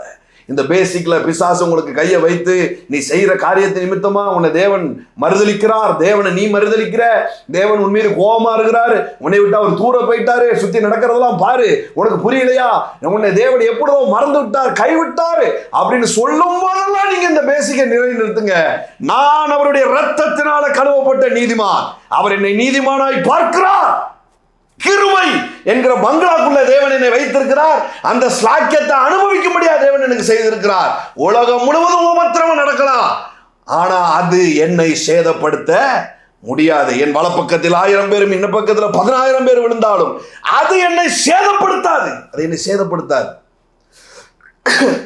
பாருங்க, இந்த தேவ மகிமையை அடைவோம். எல்லாரும் சொல்லுங்க, குளோரிஃபைட் நடக்கும், குளோரி உண்டாகும். தேவ மகிமையை அடைவோம் என்கிற நம்பிக்கையினாலே ரிஜாய்ஸ் பண்ணுகிறோம். இதெல்லாம் தேவ மகிமையை இன்னும் பார்க்கல, சரியா? தேவ மகிமையை இன்னும் பார்க்கல, ஆனா அடைவோம் அப்படின்னு நம்ம சொல்றதுனால ஒரு ஜாய் வருது அப்படிங்கிறாரு. உங்களுக்கு ஜாய் வருதா? உங்களுக்கு ஜாய் வருதா? நீங்கள் நீதிமான், நீங்கள் நீதிமான். கிருபை என்கிற பங்களாக்குள்ள ஸ்தானத்திற்குள்ள தேவன் உங்களை வைத்திருக்கிறார். அந்த ஸ்லாக்கியங்கள் நீங்கள் எந்திக்கும் போதே உங்களை கதவை தட்டி தட்டி உள்ள வரும். ஆட்டோமேட்டிக்காக காஃபி கதவை தட்டிட்டு உள்ளே வரும். ஆட்டோமேட்டிக்காக டீ டைமில் டீ உள்ளே வரும். ஆட்டோமேட்டிக்காக லஞ்ச் டைமில் லஞ்ச் உள்ளே வரும். ஆட்டோமேட்டிக்காக நீங்கள் வெளியில் கிளம்பி நிற்கும் போதே கார் உங்கள் வாசலில் நிற்கும். ஆட்டோமேட்டிக்காக நீங்கள் போகிற இடத்துல உங்களுக்கு பாதுகாப்புக்கு ஒரு ஃபோர்ஸ் போகும். நீங்கள் போய் நிற்கிற இடத்துல உங்களுக்கான காரியங்கள் அறிவிக்கப்படும். நீங்கள் போய் நின்னா உங்களுக்கு சகல மரியாதைகளும் உண்டாக்கப்படும். இது திருநெல்வேலி கலெக்டரை விட, இங்கே இருக்கிற சிஎம்ஐ விட, இங்கே இருக்கிற பிரதமரை விட ஒரு மேலான பதவி கிறிஸ்துவுக்குள் நீங்களும் நானும் நீதிமான் என்பது. ஹல்லேலூயா, ஆமென். வெளியின் மரங்கள் எல்லாம் கை கொட்டும் அப்படின்றது. உங்களை வெல்கம் பண்றதுக்கு ட்ரீஸ் முதற்கொண்டு ரெடியா இருக்குதான். நீங்க அதெல்லாம் யோசிச்சு பார்த்தீங்கன்னா எந்த செடியும் பிச்சு போட மாட்டீங்க. வீட்டை விட்டு நீங்க வெளியில போகும்போது சுத்தி வேப்ப மரங்களும் அந்த சில மரங்களும் புன்னை மரங்களும் இருக்குது பாருங்க. அதெல்லாம் வரும் பொழுது நீதிமான் போறான், நீதிமான் போறான். என்னை தேவன் மரமாய் படைத்தார். அங்க பாரு அவன் பிள்ளை, அங்க பாரு அவன் பிள்ளை, ராஜகுமாரன் நடந்து போறான் அப்படின்னு கை தட்டிட்டு இருக்குதான். ஆமென். சல்யூட் பண்ணிட்டு போங்க அந்த மரங்களை பார்த்து. தேங்க்ஸ்ரா அப்படின்னு சொல்லிட்டு போங்க. நீ நல்லா இருப்ப அப்படின்னு சொல்லிட்டு போங்க.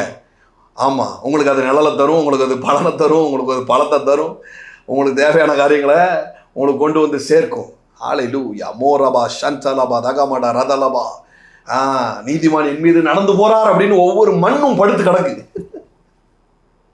இவர் பாதம்பட நான் என்ன புண்ணியம் பண்ணினோம் அப்படின்னு சொல்லி அது சந்தோஷப்பட்டு இருக்குது. யோசிச்சிருக்கிறீங்களா? நீங்க ஏறி போகும்போது வாகனங்கள் சந்தோஷப்படுது. ராஜாவை நான் சுமந்து கொண்டு போறேன், தேவகுமாரனை நான் சுமந்து கொண்டு போறேன், சொல்ல போனா நான் இயேசுவையே சுமந்து கொண்டு போறேன் அப்படின்னு சொல்லி சகல சிருஷ்டிப்பும் இந்த குமாரர்கள் வெளிப்படுவதற்காக காத்திருக்கிறது அப்படின்னு வேதம் சொல்லுது பாருங்க. ஆமென். ஹல்லேலூயா, ஹல்லேலூயா, ஹல்லேலூயா. உங்க டூ வீலரை நீங்க தட்டி வண்டியில ஏறி உட்காரும் போது அது சந்தோஷப்படுது. நான் நீதிமான சுமந்துட்டு போறேன், கர்வமாய் போகுது அது. நீங்க கால் மிதிக்கிற மண் பூமி இதெல்லாம் சந்தோஷப்படுது. நீங்க நிலம் வாங்கும் போது அந்த நிலம் சந்தோஷப்படுது. நல்ல வேளை என்னை வாங்கின, தும்மார்க்கண்ட இருந்தேன், என்னை நீ வாங்கின அப்படின்னு சொல்லி சந்தோஷப்படுது. நீங்க நடந்து போகும்போது நல்ல வேலையா நீ இந்த தெருப்புல வந்த, நான் இப்ப சுத்தமாயிருவேன் அப்படின்னு நான் சந்தோஷப்படுது. லோராபா ஷாத்தாக்காம் படரதலபா ரிதலமா ரச்சாக்காம் படரதலபா மல்படரபா ஷாந்தா. உங்க வீட்டுக்குள்ள வாட்டரு சப்ளை ஆகும் போது அந்த தண்ணிக்கு அவ்வளவு சந்தோஷம். நான் நீதிமான் வீட்டுக்குள்ள போறேன், நான் நீதிமானின் தாகத்தை தீக்க போறேன் அப்படின்னு சொல்லி உள்ள வருது. நான் நீதிமான குளிப்பாட்ட போறேன் அப்படின்னு தான் அது உள்ள வருது. ஓ க்ளோரி, க்ளோரி, க்ளோரி. சகல சிருஷ்டிப்பும், எல்லாம் சொல்லுங்க, சகல சிருஷ்டிப்பும் என்னை குறித்து சந்தோஷப்பட்டு கொண்டே இருக்குது. இதுதான் சாக்கியம் பாருங்க, இதுதான் சாக்கியம். உங்க வீட்டு பண்ட பாத்திரங்கள் எல்லாம் அது சந்தோஷத்துல உட்கார்ந்துருக்குது, அது சந்தோஷத்துல உட்கார்ந்துருக்கு. ஆகவே அதை சுத்தமா விலைக்கு வைங்க, உள்ளேயும் விலைக்கு வெளியிலையும் விலைக்கு வைங்க அப்படின்னு வேதம் சொல்லுது. பாத்திரத்தை வெளியில மட்டும் சுத்தப்படுத்தி உள்ள விட்டாம உள்ள தோண்டி எடுத்தா பாசி வர மாதிரி வச்சிடாதப்பா அப்படின்னு சொல்லி வைக்குது பாருங்க. பாத்திரங்கள்லாம் சந்தோஷப்படுது, உங்க துணிமணிகள்லாம் சந்தோஷப்படுது. நான் நீதிமானின் மேல உடுத்தப்பட்டிருக்கிறேன். மோரா சாத்தாக்கா படாரபா ஷியாந்தாலபா தகமாடா ரதலபோ. Glory to be the living God. அது மாத்திரமல்ல, மூணாவது பாருங்க, இது தேவன் ஸ்லாக்கியத்தை கொடுக்க ஆரம்பிச்சுட்டாருன்னா கொடுத்துக்கிட்டே இருப்பார் பாருங்க. என்ன கொடுத்தாரு? பதவியை கொடுத்தாரு, பிரவேசிக்கும்படியான இடத்த சொல்லிட்டாரு. அது மட்டும் இல்லையா? உள்ள சொல்லுங்க, அது மட்டும் இல்லை, ஒரு தேவ மகிமையை காண்போங்கிற நம்பிக்கையை கொடுத்துட்டு வரான். அது மட்டும் இல்லை, அது மாத்திரமல்ல, உபத்திரவம் பொறுமை, பொறுமை பரீட்சையையும், பரீட்சை நம்பிக்கையும் உண்டாக்குறது என்று நாங்கள் அறிந்து உபத்திரவங்களிலேயும் மேன்மை பாராட்டுகிறோம். உபத்திரவத்திலையும் நான் ரொம்ப ஜாய்ஃபுல்லா இருக்கிறேன் அப்படின்னு சொல்லி ஒரு வார்த்தையை போட்டிருக்காப்ல ரோமர்ல. எது எப்படிங்க முடியும்? சாக்கியத்தை கொடுத்ததுனால நான் மேன்மை பாராட்டுகிறேன் அப்படின்னா அதுல ஒரு அர்த்தம் இருக்குது. உபத்திரத்தில் நான் எப்படி மேன்மை பாராட்ட முடியும்? உபத்திரத்தில் நான் எப்படிங்க மேன்மை பாராட்ட முடியும்? இவ்வளோ முன்னாடிலாம் நீ சொன்ன, உனக்கு ஒரு பதவி கொடுத்துட்டாரு, நீதிமான்கிற பதவி கொடுத்துட்டாரு, உனக்கு கிருபைங்கிற பங்களாவை கொடுத்துட்டாரு, இதனால மேன்மை பாராட்டு அப்படின்னு சொன்னால் அதில் ஒரு அர்த்தம் இருக்குது. ஆனால் இங்கே உபத்திரவத்தை கொடுத்துட்டு அதில் நீ மேன்மை பாராட்டு அப்படின்னா அதில் என்னங்க அர்த்தம் இருக்குது? என்ன அர்த்தம் இருக்குது? ஏன் அப்படின்னா அடுத்த வசனம் சொல்லுது பாருங்களேன். மேலும் நமக்கு அருளப்பட்ட பரிசுத்த ஆவியினாலே தேவ அன்பு நம்முடைய இருதயங்களில் ஊற்றப்பட்டிருக்கிறபடியினால் இந்த நம்பிக்கை நம்மை வெட்கப்படுத்தாது.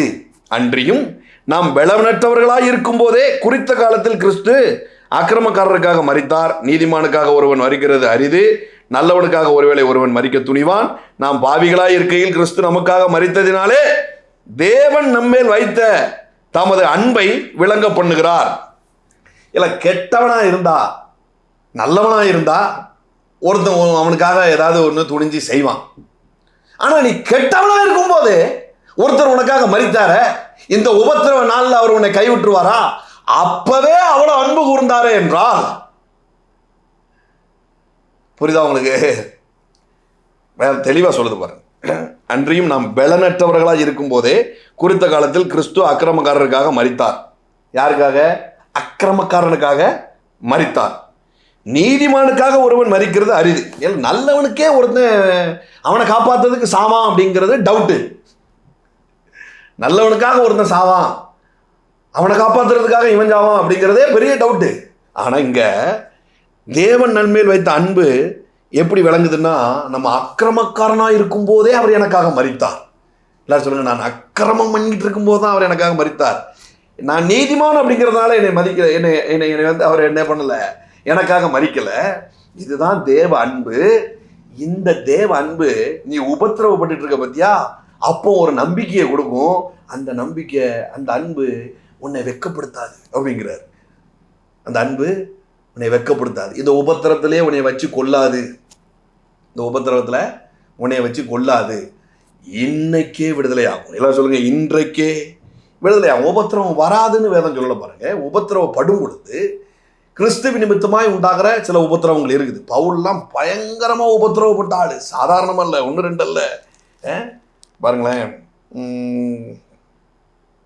1 பேதுரு 1ஆம் அதிகாரம்,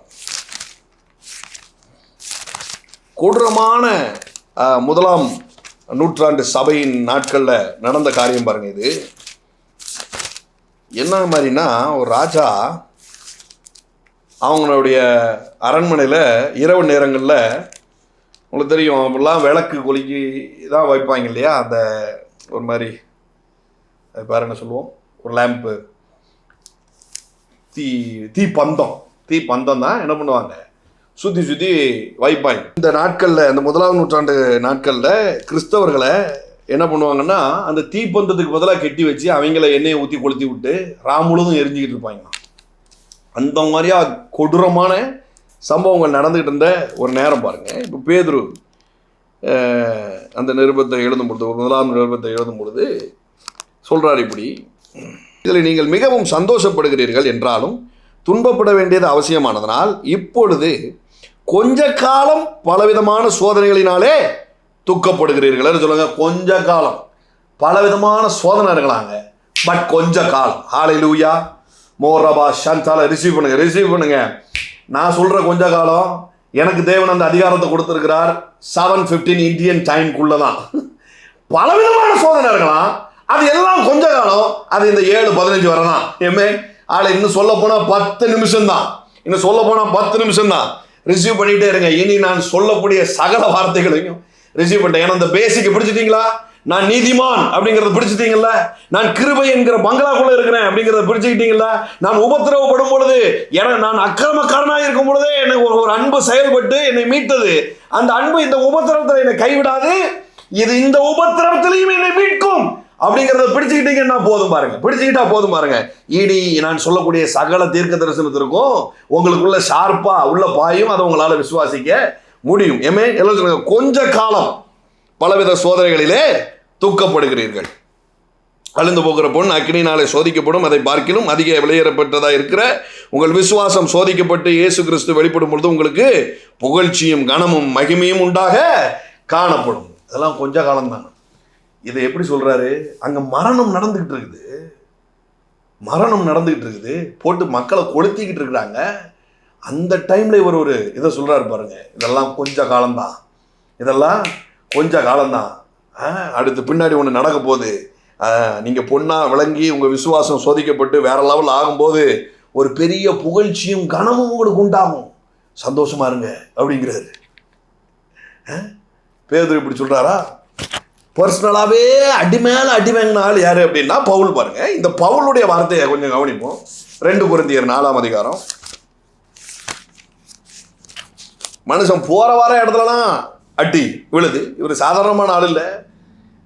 நியாயப்பிரமாணத்தை கரைச்சி குடித்த ஒருத்தர், பயங்கரமான ஆள். ரோமன் சிட்டிசன்ஷிப்பை கையில் வச்சிருக்கிற ஆள், பிறப்புலேயே யூதன், பயங்கரமான ஆள். பாருங்க, கிறிஸ்து அறிக்கிற ஆட்களெல்லாம் காசு கொடுத்து போய் கொண்டுடுவான்னு சொல்கிற அளவுக்கு இன்ஃப்ளூயன்ஸ் உள்ள ஒரு ஆள் பவுல். ஞானிகளுக்கெல்லாம் ஞானி. அவர் எழுதின லெட்டர்ஸ் வந்து பேதுரு பார்த்துட்டு சொல்கிறாரு, இயேசு கூடயே ட்ராவல் பண்ண பேதுரு பார்த்து சொல்கிறாரு, அந்த ஆள் பேசுகிற கிருபை வந்து நமக்கே புரிய மாட்டேங்கப்பா அப்படிங்கிறாரு. இயேசு கூடயே சுற்றின ஆள் பேதுரு. அவர் சொல்கிறாரு, பவுல் பேசுகிறத பார்த்தா நமக்கு வந்து புரியவே மாட்டேங்க, அவர் ரொம்ப இதாக பேசுகிறாரு அப்படிங்கிறாரு. இயேசு கூடயே சுற்றின ஆளுக்கே குழப்பத்தை கொண்டு பண்ணுற அளவுக்கு ஞானி பாருங்க இவர். இவர் போகிற இடம்லாம் வாரி அடி வாங்கியிருக்கிறார். மட்டும் இல்லை, துஷ்ட மிருகங்கள்லாம் நான் மீட் பண்ண வேண்டியதாகி போச்சு அப்படின்னு சொல்கிறாரு பாருங்களேன். துஷ்ட மிருகங்கள் சொன்னால், இப்போ நீங்கள் கிளாடியேட்டர்னு ஒரு படம் உண்டு, நீங்கள் பார்த்துருப்பீங்களான்னு எனக்கு தெரியல. பார்க்கலன்னா பாருங்கள், நல்ல படம். இந்த கிளாடியேட்டரில் அடிமைகளை பிடிச்சு கொண்டு வந்து என்ன பண்ணுவாங்கன்னா சண்டை போட வைப்பாங்க. ஒரு பெரிய மைதானம் அமைச்சு என்ன பண்ணுவாங்கன்னா சண்டை போட வைப்பாங்க. அதுக்கு பெட்டு கட்டுவாங்க. இந்த மாதிரி மைதானம் அமைச்சு என்ன பண்ணுவாங்கன்னா, துஷ்ட மிருகம் அப்படின்னு வர்ற இடம் எல்லாமே சிங்கம். சரியா? வேதம் துஷ்ட மிருகம்னு சொல்லியிருக்கிற இடத்துல எல்லாமே சிங்கம் இருக்கும். துஷ்ட சிங்கம் அப்படின்னு சொல்லியிருக்கும். ஒரு துஷ்ட மிருகம் பீறி போட்டது அப்படின்னு சொல்லி யோசேப்பு பற்றிய தகவல்லாம் சொல்கிற இடத்துல வந்து சிங்கத்தை தான் மென்ஷன் பண்ணுறாங்க. இப்போது பவுல் என்ன பண்ணுவாங்கன்னா, அந்த மைதானத்தில் தூக்கி போட்டு இப்போ 4-5 சிங்கத்தை தூக்கி உள்ளே விட்டுருவாங்களாம். பாருங்க, மனுஷன் சிங்கத்து கூட தான் சண்டை போட்டுருக்கிறாரு. சாதாரணமான ஆள் கிடையாது பவுல். சிங்கத்து கூடலாம் சண்டை போட்டு ஜெயிச்சிருக்கிறாரு. ஆமாம், சொல்கிறதுக்கு நம்புறதுக்கே எதுவும் இல்லாத மாதிரி இருக்கலாம். நீங்கள் நெட்டில் தட்டி பாருங்கள், தெரியும் உங்களுக்கு. அந்த அளவுக்கு பவர்ஃபுல்லான ஆளும் கூட போகிற இடத்துலலாம் பிரச்சனையை அனுபவிச்சிருக்கிறார். கிறிஸ்துவின் நிமித்தமாய் உண்டாகிற உபத்திரவங்களை, பிரச்சனைகளை அனுபவிச்சிருக்கிறார் பாருங்க. கிறிஸ்துவின் நிமித்தமாய், சுவிசேஷத்தின் நிமித்தமாய் நிறைய பாடுகளை பண்ணியிருக்கிறாரு. அந்த பாடுகளே கொஞ்ச நேரம் தான் அப்படிங்கிறாரு 2 கொரிந்தியர். அப்போ மற்ற உபத்திரவங்கள்லாம் ஒரு செகண்ட் கூட என் வாழ்க்கையில் இருக்கக்கூடாது. ஆமென், அல்லேலூயா. கிறிஸ்துவின் நிமித்தமாய் நான் படுகிற பாடு இருக்கு பார்த்தீங்களா? இயேசுவை நான் அறிவிக்கும் பொழுது 4 சொந்தக்காரன் என்னை கேவலமாக பார்க்குறான். உனக்கு உன் குடும்பத்தில் எவனும் பொண்ணு கொடுக்க மாட்டான்னு சொல்லுதான். நீ ஒழுங்கா எங்கள் கூட இருந்திருந்தனா ஏதாவது உனக்கு தேவை இருக்கும். கர்த்தர்ன்ட்டு போனேன், இருக்கிறதெல்லாம் இழந்துதான் நீ போகிற அப்படின்லாம் சொல்கிறாங்க பாருங்களேன். இந்த மாதிரியான உபத்திரம் இருக்கு பாருங்க. சுவிசேஷம் சொல்ல போகிற இடத்துல 4 பேர் நம்மளை தரக்குறைவாக நடத்துகிறாங்க, நம்மளை மதிக்கலை, நம்ம ஊழியத்தெல்லாம் ஒரு ஊழியமாகவே பார்க்கல. பாவம், சின்ன பையன் ஏதோ தனியாக பேசிக்கிட்டு இருக்கிறான், இவனுக்கெல்லாம் என்ன தெரியும் அப்படின்லாம் யோசிக்கிறாங்க. இப்படிலாம் வருது பார்த்தீங்களா? அதுதான் அந்த மாதிரியான உபத்திரவத்தை தான் என்ன சொல்கிறாரு, அதெல்லாம் கொஞ்ச காலம்தான் அப்படிங்கிறாரு. அப்போ மற்ற உபத்திரவம் பிரதர், அதெல்லாம் இருக்கவே கூடாதுடா அப்படிங்கிறாரு பிரதர். அப்போ காசு பிரச்சனைங்கிற உபத்திரவம் அதெல்லாம் இருக்கவே கூடாது. எங்க சரீர சுகங்கிற அந்த உபத்திரவம் இருக்கவே கூடாது. லிஸ்ட்லே கிடையாது. இவங்க சொல்ற உபத்திரவம் எல்லாம் கிறிஸ்துவை அறிவிப்பது நிமித்தமாய் சில காலங்கள் என்ன பண்ண வேண்டியது இருக்குது, பாடு அனுபவிக்க வேண்டியது இருக்குது. ஊழியம் பண்ணும் பொழுது சில பாடுகளை அனுபவிக்க வேண்டியிருக்குது. கிறிஸ்துவை ஏற்றுக்கொண்டதுனாலேயே எவ்வளவோ நல்ல பொழப்பு இருக்குது. உன்னை படிக்க வச்சு எங்கேயோ போயிருக்கலாம். இப்படி ஊழியம்னு போய் விழுந்துட்டியடா, என்னத்தடா கண்டடி, அவன் கூட படித்தவங்களும் அப்படி ஆயிட்டான் இப்படி ஆயிட்டான். உபத்திரம் இந்த மாதிரி வருது பார்த்தீங்களா? இதை தான் ஆண்டவர் சொல்கிறாரு, கொஞ்ச காலம் 10 மினிட்ஸ் தான், 5 மினிட்ஸ் தான் அப்படிங்கிறாரு. 10 to 5 மினிட்ஸ் தான் இந்த உபத்திரம் இல்லாமல் போகும். அப்போ மற்ற உபத்திரம், காசு இல்லாமல் இருக்கிறது, ஒரு லக்ஸரியான வாழ்க்கை வாழ முடியாமல் இருக்கிற மாதிரியான உபத்திரம், வறுமை கோட்டுக்கும் கீழ், வறுமை கோட்டுக்கும் மேல், இந்த மாதிரியான உபத்திரவத்தெல்லாம் அதெல்லாம் இருக்கவே கூடாது அப்படின்ட்டு. எண்ணத்தை உண்போம், எண்ணத்தை புசிப்போம், எண்ணத்தை குடிப்போம் என்று கவலைப்படாதிருங்கள், அதெல்லாம் வராதுடா, அப்படி ஒரு சூழலே கிடையாதுடா அப்படின்ட்டாரு. ஆமென், ஹல்லேலூயா. எல்லாம் சொல்லுங்க, எனக்கு உபத்திரவமே கிடையாது. கிறிஸ்துவின் நிமித்தமா, இயேசுவை ஏற்றுக்கொண்டது நிமித்தமா ஏதோ 1-2 உபத்திரம் இருக்கு பாரு, அதுவும் இன்னைக்கு சோழி முடியும். அதுவே சோழி முடியும்னா மற்ற உபத்திரவம்னா நான் சொல்லாமலே என்னை விட்டு வெளியேறும். ஹல்லேலூயா. நான் கண்ணை மூடி திறக்கிறதுக்குள்ள அவைகள் வெளியேறும். என் பண பிரச்சனை கண்ணை மூடி திறக்கிறதுக்குள்ள வெளியேறும். என் சரீர அதில் இருக்கிற வியாதியை நான் கண்ணை மூடி திறக்கிறதுக்குள்ள வெளியேறும். கிறிஸ்துவின் நிமித்தமாக உண்டான தூக்கங்களும் கிறிஸ்துவின் நிமித்தம் உண்டான பாடுகளுக்குமே குறிப்பிட்ட அளவு தான் கால அளவு கொடுத்துருக்குது. அப்போ மற்றதெல்லாம் இருக்கவே கூடாது, இருக்கவே கூடாது. 2 கொரிந்தியர் வருவோம், 4ஆம் அதிகாரம் 17 பாருங்க. மேலும் காணப்படுகிறவைகளை அல்ல, காணப்படாதவைகளை நோக்கி இருக்கிற நமக்கு அதி சீக்கிரத்தில் நீங்கும் லேசான நம்முடைய உபத்திரமும் மிகவும் அதிக நித்திய கனமகிமையை உண்டாக்குகிறது. இது போற போக்கில் ஒரு காட்டு காட்டிட்டு போயிடாது, இது போற போக்கில் ஒரு மகிமையை இறக்கி விட்டுட்டு போயிடும். சிலர் சொல்வாங்களா, இந்த புயல் ஒரு காட்டு காட்டிட்டு போயிடும் அப்படின்னு. ஆனால் நான் சொல்கிறேன், இந்த உபத்திரவம் வந்து போகிறதுனால உங்களுக்கு இதை ஒரு காட்டு காட்டிட்டு உங்களை காலை உடச்சி உட்கார வைக்கிறாது. இது உங்களுடைய வருமானத்தை ஃபுல்லாக குறைச்சி விட்டுட்டு போயிடாது, உங்கள் தரத்தை குறைச்சி விட்டுட்டு போகாது.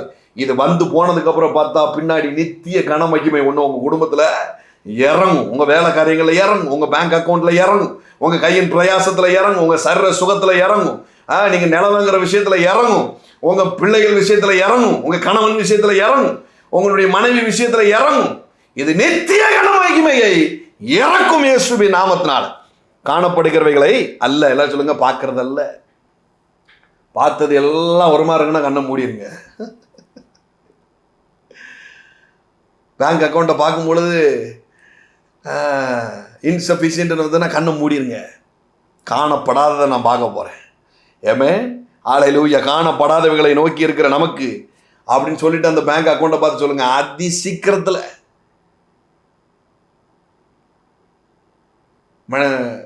மேனுக்கு பிடித்த சில சவுண்டு அப்படின்னு சொல்லுவாங்க, சரியா? பைக் சவுண்டு, புல்லட் சவுண்டு, அப்புறம் காதலி பேசுகிற சவுண்டு,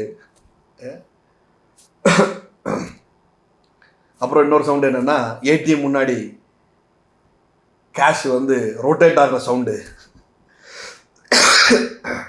எல்லாம் மனுஷனுக்கு பிடிச்ச சவுண்டாக, ஆமாம், பிடிச்ச சவுண்டாக உண்டாக போகுது. தீர்க்க தரிசனமாக சொல்கிறேன். ஆமென், பிடிச்ச சவுண்டு உண்டாக போகுது, பிடிச்ச சத்தங்கள் உங்கள் காதில் விட போகுது. ஓரபா ஷாக்கா மடரதலபா ஷியாந்தலபா தக மடரதலபா. எல்லாரும் சொல்லுங்கள், அதி சீக்கிரத்தில் நீங்கும் லேசான நம்முடைய உபத்திரவம் மிகவும் அதிகமான நித்திய கனமகிமையை உண்டாக்குகிறது. கிரியேட்டிங் ஃபோர்ஸே அதில் இருக்குது அப்படிங்கிறார். நீ உபத்திரவப்படும் பொழுது அது உனக்கு ஒரு மகிமையை கிரியேட் பண்ணுது. நீ நினைக்கிற மாதிரி ஒரு வாழ்க்கையை ஒன்றும் இல்லாமல் பண்ணிடாது. இந்த உபத்திரவம் வராமலே இருக்கும். அப்படி ஒரு சிச்சுவேஷனுக்குள்ள தான் ஆண்டவர் உங்களை ட்ராவல் பண்ணுவார். ஆனால் இந்த உபத்திரவம் வரும் பொழுது என்ன மனநிலையில் இருக்குங்கிறது ரொம்ப முக்கியம். பாருங்க, தாவீதுக்கு பத்சேபாள் இடத்துல தவறாக நடந்து கொண்டதுனால ஒரு பையன் பறக்கிறான், இறந்துடுறான் பாருங்க. அப்போது அவன் சாகிறதுக்கு முன்னாடி இவன் உபவாசம் இருக்கிறான், அழுறான், புலம்புறான். இறந்துட்ட உடனே குளிச்சு ஸ்தானம் பண்ணி என்ன பண்ணுறான், ஆலயத்துக்கு போயிடுறான். இப்போ எல்லாரும் கேட்குறாங்க, இறந்துட்டான், நீ துக்கம் கொண்டாடமா அப்படிங்கும்போது அவன் சொல்கிறான், அவன் உயிரோடு இருக்கும் பொழுது சரீர சுகத்திற்காக நான் ஏதோ ஒரு துக்கமாக இருந்தேன், உபவாசத்தில் இருந்தேன்னா அதில் ஒரு அர்த்தம் இருக்குது. இறந்துட்டான், இதுக்கு மேலே நான் எதுக்கு உபவாசம் இருக்கணும், இந்த உபத்திரவம் என்னை என்ன செய்யும் அப்படின்னு சொல்லி எந்திக்கிறான் பாருங்க. எந்திக்கும் போது பார்த்தா சாலமோன் என்கிற ராஜா, அதுக்கப்புறம் பத்சேபாளுக்கு பிறகுறான் பாருங்க தாவீது நிமித்தமா. அது பெரிய கனமகிமையை கொடுக்குது. இந்த எழுந்து நின்று இப்படி பேசுறது. பவுல் சொல்றார் பாருங்க, மரணமே உன் கூர் எங்க, மரணம் என்கிற உபத்திரம் வரும் பொழுது கூட சொல்ற, டேய் உன் கூர் எங்க, நீ என்னை டல்லாக்கி உட்கார வச்சிட முடியுமா, நான் இழந்த என் பிள்ளைய பெறுவேன் அப்படின்னு சொல்ல வைக்குது பாருங்க. குடும்பத்தில் சில நபர்களை நீங்கள் இழந்துருங்கன்னா நீங்கள் சொல்லுங்கள், இந்த உபத்திரவம் என்னை அதிக கனமகிமைக்கு கொண்டு வந்து நிற்கும். நான் இழந்த பிள்ளைகளை திரும்ப பெறுவேன் இயேசுவின் நாமத்தினால். திரும்ப பெறுவேன் இயேசுவின் நாமத்தினால். இழந்த நபர்களை திரும்ப பெறுவேன் இயேசுவின் நாமத்தினால. மரித்து போன என்னுடைய சகல ஸ்திரீகள் உயிரோடு எழுந்திருக்க கண்டார்கள் அப்படின்னு இருக்குது பாரு. ஒரு ஊதல், ஒரு ஜீவனுடைய காத்து சகல சிருஷ்டிப்பையும் உண்டு பண்ண முடியும்னா எசேக்கியேல் 37 சொல்லி இருக்குது பாருங்க. உலர்ந்து போன எலும்புகளை பார்த்து நீ தீர்க்க தரிசனம் முறை, நான் காற்று அனுப்புவேன், அதெல்லாம் உயிரோடு எழும்பும். தேவன் ஒரு ஊதல்ல ஒரு ஆதாம் ஒரு ஏவாளையும் உண்டாக்க முடியும். ஒரு ஊதல்ல ஒரு தடவை அவருடைய ஜீவ சுவாசத்தை உண்டு பண்ணா மரித்து போயிருக்கிற திரளான ஜனங்களை ஒரே நேரத்தில் எழுப்பவும் முடியும். மரணமே உன் கூரங்கே, கொஞ்ச காலம்தான். ஆமென். பிசாசு குடும்பத்துக்குள்ள மரணத்தை கொடுத்து உபத்திரத்தை காட்டி இதெல்லாம் அவ்வளோதான் அப்படின்னு சொன்னா அவங்களுக்குள்ள அது கிரியேட்டிவ் பவர் ஒன்று தருது பாருங்க. அது ஒரு நித்திய கனமகிமையை உண்டாக்கும் அப்படின்னு சொல்லியிருக்கு. நான் பொய் சொல்லலைங்க, உண்மையை சொல்றேன். அதுதான் சொல்லுது, அதிக மன நித்திய கனமகிமையை உண்டாக்குகிறது. கிரியேட் பண்ணுதான் பாருங்க. ஒரு குளோரியை அது கிரியேட் பண்ணுது. உங்க குடும்பத்தில் நீங்க மரணத்தை சந்திச்சிட்டீங்கன்னா நான் உங்களுக்கு சொல்றேன், உயிர்த்தெழுதலின் வல்லமை அது உங்களுக்குள்ள இருந்து எழுப்பி வெளியில கொண்டு வரும். உங்க கண்ணு முன்னாடி இனி சாவில்லாது வரவும் போறவன் பாடையெல்லாம் தொட்டு எழுப்ப போறீங்கன்னு அர்த்தங்க. ஆமென், ஹல்லேலூயா. இதுதான் பார்வை பாருங்க, இதுதான் பார்வை, இதுதான் தாவீதுடைய பார்வை, இதுதான் பவுலுடைய பார்வை. என்ன தைரியமா சொல்ல முடியுதுங்க? இது எப்படி சீக்கிரத்துல நீங்கும் அப்படின்னு எப்படி சொல்றாரு? ஏன்னா அனுபவிக்காம இதை சொல்லவே முடியாது பாருங்களேன். இந்த மனுஷன் போற இடத்துலலாம் அந்த மாதிரியான எக்ஸ்பீரியன்ஸை பார்த்துருக்கிறார். அப்போஸ்தலர்கள் 27 இவர் அரெஸ்ட் பண்ணி ஒரு இடத்துக்கு கூட்டு போகிறாங்க. இத்தாலியா தேசத்துக்கு போகணும் அப்படின்னு சொல்லி கிளம்பி போகிறாங்க. போகிற வழியில் ஒரு சம்பவம் நடக்குது. 9வது வசனம் 27:9 வெகு காலம் சென்று உபவாச நாளும் கழிந்து போனபடியினாலே இனி கப்பல் யாத்திரை செய்கிறது மோசத்துக்கு ஏதுவாக இருக்கும் என்று பவுல் அவர்களை நோக்கி, மனுஷரே, இந்த யாத்திரையினாலே சரக்கும் கப்பலும் மாத்திரமல்ல, நம்முடைய ஜீவனுக்கும் அர்த்தம் மிகுந்த சேதமும் உண்டாயிருக்கும் என்று காண்கிறேன் என்று சொல்லி அவர்களை எச்சரித்தான். ஆனால் ஒரு பையனும் பவுலுடைய பேச்சை கேட்கல. பாருங்க, இது எப்படி இருக்கும்? இது எவ்வளோ பெரிய உபத்திரம். இல்லை, நான் சொன்னனா இல்லையா? நான் சொல்லலைன்னாலும் சரிங்களா, நான் சொல்லி என்னையும் சேர்த்து உபத்திரத்துக்குள்ளே தள்ளிட்டீங்களடா. நிறைய பேர் சில உபத்திரத்துக்குள்ளே இப்போ நீங்கள் போகிறீங்க, அதெல்லாம் உங்களுடைய டிசிஷனே இல்லை. ஆனால் உங்கள் வீட்டில் இருக்கிறவங்க எடுத்த டிசிஷன்னால தேவையில்லாமல் அந்த உபத்திரத்துக்குள்ளே நீங்கள் மாட்டிட்டு உட்காந்துருப்பீங்க பாருங்கள். அப்போ ஒரு கேள்வி எழும்பும், மெய்யாகவே நீர் தீர்க்கதரிசிதாயா அப்படின்னு உங்களுக்குள்ளே இப்போ தோணுதா? நான் சும்மா இருந்தேன், வாயை வச்சுக்கிட்டு சும்மா கிடக்கிறதுக்கு இல்லாமல் அதை செய்ய இதை செய்யணும் கொண்டு போய் அள்ளி கொடுத்து மாட்டி சிக்கி சீரழிஞ்சு சின்ன பண்ணமாகி செங்கல் சுமக்க வேண்டிய ரேஞ்சுக்கு நம்மளை கொண்டு வந்துட்டாங்க பிரதர். நான் அப்போவே சொன்னேன் இந்த மனுஷன்ட்ட, வேண்டாம், நம்புறதுக்கு எதுவாகவே இல்லை, இங்கே போய் இப்படி டைம் ஸ்பெண்ட் பண்ணுறிய, மண்ணள்ளி போட்டுருவோம் நான் சொன்னேன். அந்த ஆள் கேட்கலையே. அவர் சீரழிஞ்சது இல்லாமல் நம்மளையும் சேர்த்துலாம் சீரழிக்காரு. நிறைய பிரச்சனைகள் பாருங்க. இப்போ ஆபிரகாமுக்கெல்லாம் அவனுக்கு யுத்தமே கிடையாது, சரியா? அவன் லைஃப்ல யுத்தமே கிடையாது. அவன் போன இடத்துலாம் தேவன் யுத்தம் இல்லாமல் தான் காப்பாற்றிருக்கிறார். இவன் தப்பு பண்ணும்போது கூட, ஆபிரகாம் தப்பு பண்ணும்போது கூட ராஜாட்ட நீட்டாக போய் வாணிங்க கொடுத்து என்ன பண்ணிட்டாரு, இல்லை அவளை தொட்ட நீ கெட்ட அப்படின்ட்டார். ஆபிரகாம் கிட்ட தனி யுத்தமே கிடையாது. கூட வந்த லோகத்தினால தான் யுத்தமே. ஏன் டிலே? தேராகு அவ அப்பானால தான் டிலே. ஆண்டவர் அவ அப்பாக்கிட்டே சொல்லிட்டாரு, கானானுக்கு கிளம்பி போப்பா அப்படின்னு. போய் கிளம்பிட்டு இருக்கும்போதே பாதி வழியில் பிரேக்கப் போட்டது யாரு? தேராகு அவ அப்பா. பாருங்க, I feel in my spirit உங்கள் வாழ்க்கையில் இருந்த தேராகும், உங்கள் வாழ்க்கையில் இருந்த லோத்து, இந்த மாதிரியான ஸ்பிரிட் இயேசுவின் நாமத்தினால வெளியேறு. டிலே, எவ்ரி டிலே தாமதப்படுத்துகிற தேவையில்லாத யுத்தத்தை கொண்டு வருகிற ரெண்டு ஸ்பிரிட்டும் இயேசுவின் நாமத்தினால வெளியேறட்டும். இது நிமித்தமாய் உண்டாகிற உபத்திரவங்கள் இயேசுவின் நாமத்தினால வெளியேறட்டும். I decree as a prophet of God in the name of Jesus. தேவையில்லாம யுத்தத்தை உண்டு பண்ணுகிற லோத்தின் ஆவிகளும், தேவையில்லாம டிலே உண்டு பண்ணுகிற தேராகுவின் ஆவியும் இயேசுவின் நாமத்தினால வெளியேறட்டும். மோரா ஷாத்தா காம்பாடா அதலவா. ஸோ இப்போ என்ன நடக்குது? சொன்ன மாதிரியே அடிச்சு நவட்டி ஒரு வசமாக ஒரு இடத்துல சிக்கிட்டாங்க.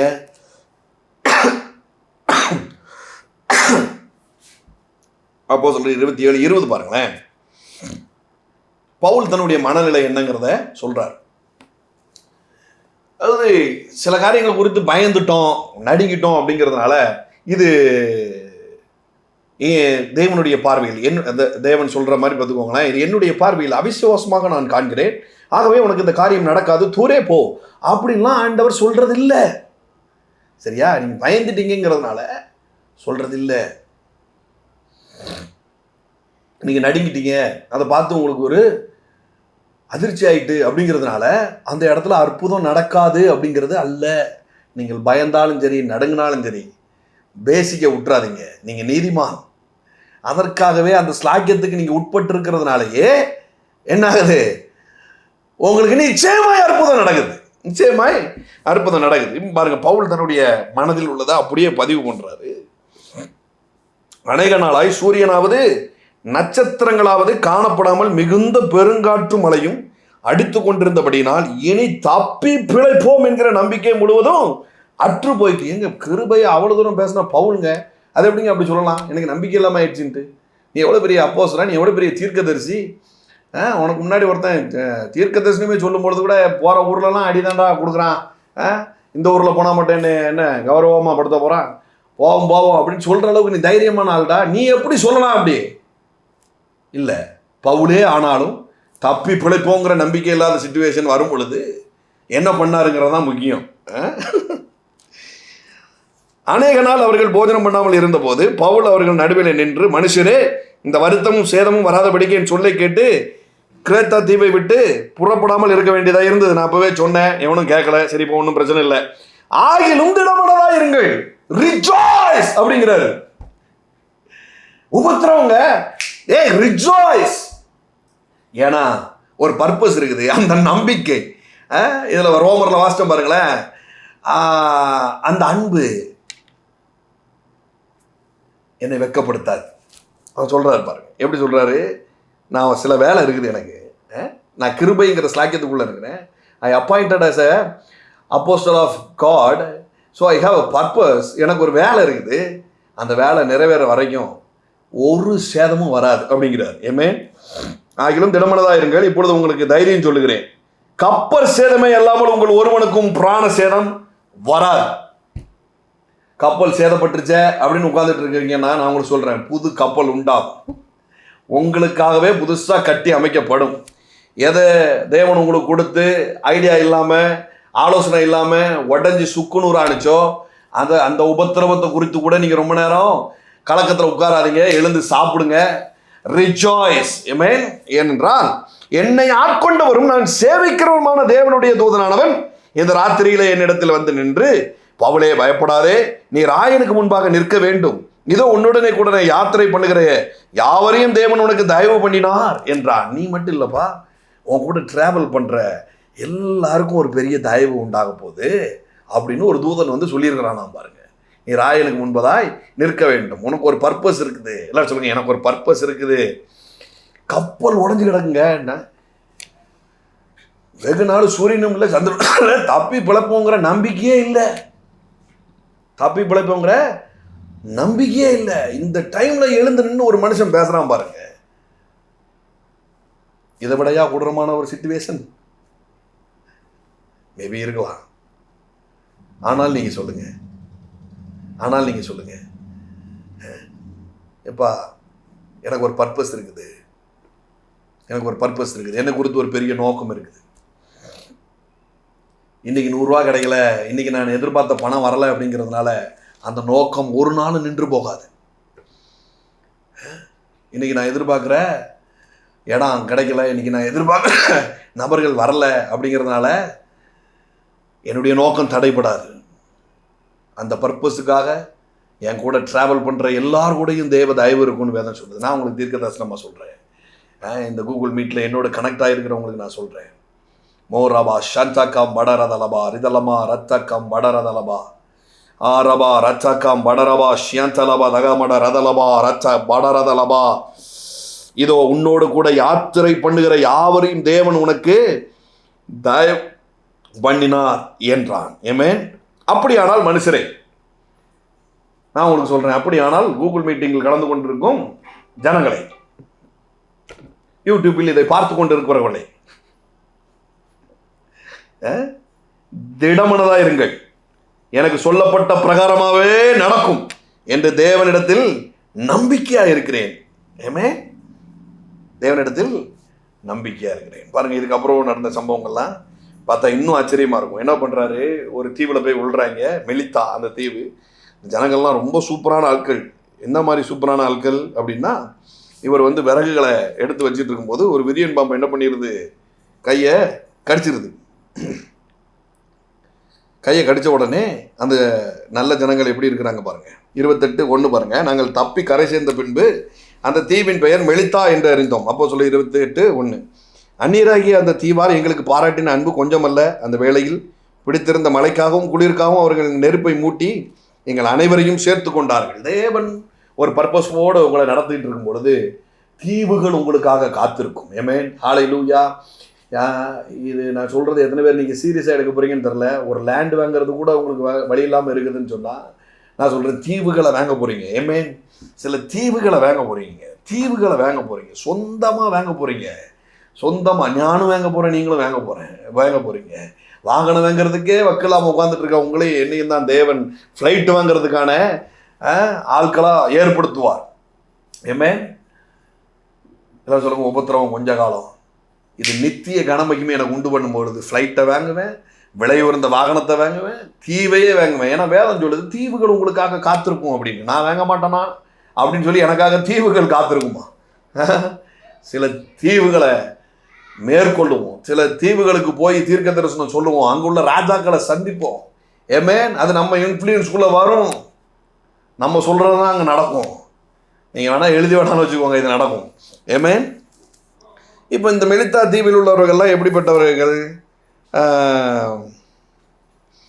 ரொம்ப சூப்பரான ஆட்கள் அப்படிங்கிறாங்க. இந்த விஷப்பூச்சி கையில் கிடச்சிட்டு பாருங்கள்.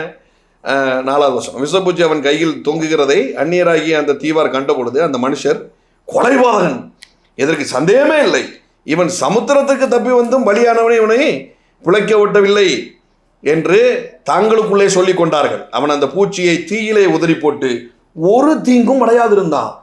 உபத்திரம் வந்ததுன்னா அது எத்தனை செகண்ட் அப்படிங்கிறத இவர் சொல்றார். ஒரு ப்ரொஃபட்டிக் ஆக்ஷன்ல சொல்றார். கொஞ்ச காலம் அப்படின்னு சொல்றாரு இல்லையா? அந்த கொஞ்ச காலம்ங்கிறது என்ன? கொரிந்தியர்ல சொல்லி இருக்கிற மாதிரி லேசானது அப்படின்னு சொல்றாரு. அந்த லேசானது என்ன அப்படின்னா, இவங்க போட்டு உடஞ்சி அந்த போட்டில் இருந்து போய் நின்று அந்த ஊரில் போய் நின்று ஒரு பாம்பு கடியை வாங்கி அப்படிலாம் சொல்றாரு இல்லையா? இவ்வளோ உபத்திரம், இது எப்படி மாறும்? இது எத்தனை செகண்டில் மாறும் அப்படின்னா, பாம்பு கடியை உதறி போடும் பொழுது எவ்வளவு செகண்ட் ஆனிச்சோ அந்த செகண்ட் தான் ஆகும் அப்படிங்கிறார். ஹல்லேலூயா. உதருங்க இயேசுவின் நாமத்தினால. உதறி போடுங்கப்பா, உதறி போடுங்க. அவன் அந்த பூச்சியை தீயிலே உதறி போட்டு ஒரு தீங்கும் அடையாதிருந்தான். அவனுக்கு வீக்கம் கண்டு அல்லது அவன் சடிதியாய் விழுந்து சாவான் என்று அவர்கள் பார்த்து கொண்டிருந்தார்கள். நெடுநேரமாய் பார்த்து கொண்டிருந்தும் ஒரு சேதமும் அவனுக்கு வராததை கண்டபோது வேறு சிந்தையாகி இவன் தேவன் என்று சொல்லிக் கொண்டார்கள். ஆமென். நித்திய கனமகிமை இறங்குது பாருங்க. இந்த உபத்திரவத்தின் வழியா டிராவல் ஆகி போகும்போது நித்திய கனமகிமை இறங்குது. இந்த டிராவல் உங்களுக்கு ஒரு நித்திய கனமகிமை தான் கொடுக்குமே தவிர உங்களுக்கு ஒரு உயிர் சேதமும் வராது. கிளம்பி போகும்போது என்ன நடந்தா போயிருப்பாங்க, நீந்தி போயிருப்பாங்களா? புது போட்டை ரெடி பண்ணி போயிருப்பாங்க, புது கப்பலை ரெடி பண்ணி போயிருப்பாங்க. புதிய கப்பல்கள் ஆயத்தமாக இருக்குது. ஆமென். ஹல்லேலூயா. ஒரே ஒரு வசனம் மட்டும் வாசிச்சு நான் முடிக்கிறேன். ஏசாயா 61, உங்கள் வெட்கத்திற்கு பதிலாக இரட்டத்தனையான பலன் வரும், லட்சைக்கு பதிலாக தங்கள் பாகத்தில் சந்தோஷப்படுவார்கள், அது நிமித்தம் தங்கள் தேசத்தில் இரட்டிப்பான சுதந்திரம் அடைவார்கள், நித்திய மகிழ்ச்சி அவர்களுக்கு உண்டாகும். இதுக்கு முந்தின வசனம் ரொம்ப சூப்பரான வசனம். இந்த வசனத்தை ரிசீவ் பண்ணிக்கோங்க. இதுக்கு முந்தின வசனம் ரொம்ப சூப்பராக இருக்கும் பாருங்களேன். நீங்களோ கர்த்தரின் ஆசாரியர் என்று சொல்லப்படுவீர்கள், உங்களை தமது தேவனுடைய பணிவிடைக்காரர் என்பார்கள், நீங்கள் ஜாதிகளின் செல்வத்தை அனுபவித்து. இது போனஸ். நான் வாசித்த வசனம் 67 தான். பட் முந்தின வசனத்தை ரொம்ப ஹைலைட் பண்ணி வச்சுருந்தேன். அதை பார்க்கும்போது எனக்கு சொல்லாமல் இருக்க முடியல. செல்வத்தை அனுபவிப்பீர்கள். ஆமென். அவர்கள் மகிமையை கொண்டு மேன்மை பாராட்டுவார்கள். உங்கள் வெட்கத்திற்கு பதிலாக இரட்டிப்பான நன்மை வரும்னு எத்தனை பேர் நீங்க விசுவாசிக்கிறீங்க? சமயத்தில் வராம கூட இருக்கும் ரெட்டிப்பா. ஆனா 10 மடங்கா வரும், 7 மடங்கா வரும், 120 மடங்கா வரும். ஆனா குறைஞ்சது 2 மடங்கு வரும் அப்படிங்கிறாரு. வெட்கத்திற்கு பதிலா ரெட்டிப்பு. பாருங்க, யோபுவின் உபத்திரவத்தை பத்தி பேசுற அநேக பேர் என்னமோ 42 அதிகாரம் இருக்கிறதுனால, பெருசா இருக்கிறதுனால, வாழ்நாள் முழுக்க உபத்திரத்துல இருந்தா சாகிறதுக்கு 10 நாளைக்கு முன்னாடி தான் பணக்காரன் ஆனா அப்படின்னு நினைச்சுக்கிட்டு இருக்காங்க. பாருங்க, இல்ல, அவனுடைய ஒட்டுமொத்த பாடே 9 மாசம் தான். அவனுடைய டோட்டல் லைஃப்ல 9 மாசம் தான் மொத்த உபத்திரவமே. இன்னைக்கு 12வது மாசம், 9 மாசத்துலயே முடிஞ்சிருக்கணும்.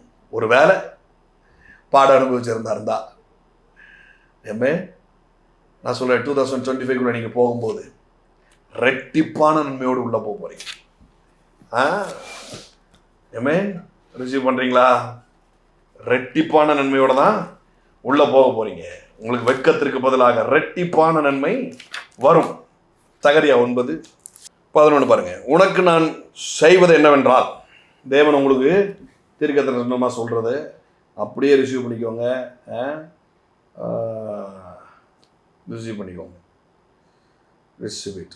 உனக்கு நான் செய்வது என்னவென்றால், இல்லை சொல்லுங்க, சொல்றது கிடையாதான், செய்யறதான். இனி சொல்லே கிடையாது. ஒரு லிமிட்டுக்கு மேல நம்மகிட்ட பேச்சே கிடையாது. நான் உனக்கு செய்வது என்னவென்றால், glory to the living God, take this word seriously. செய்வது என்னவென்றால், take this word seriously.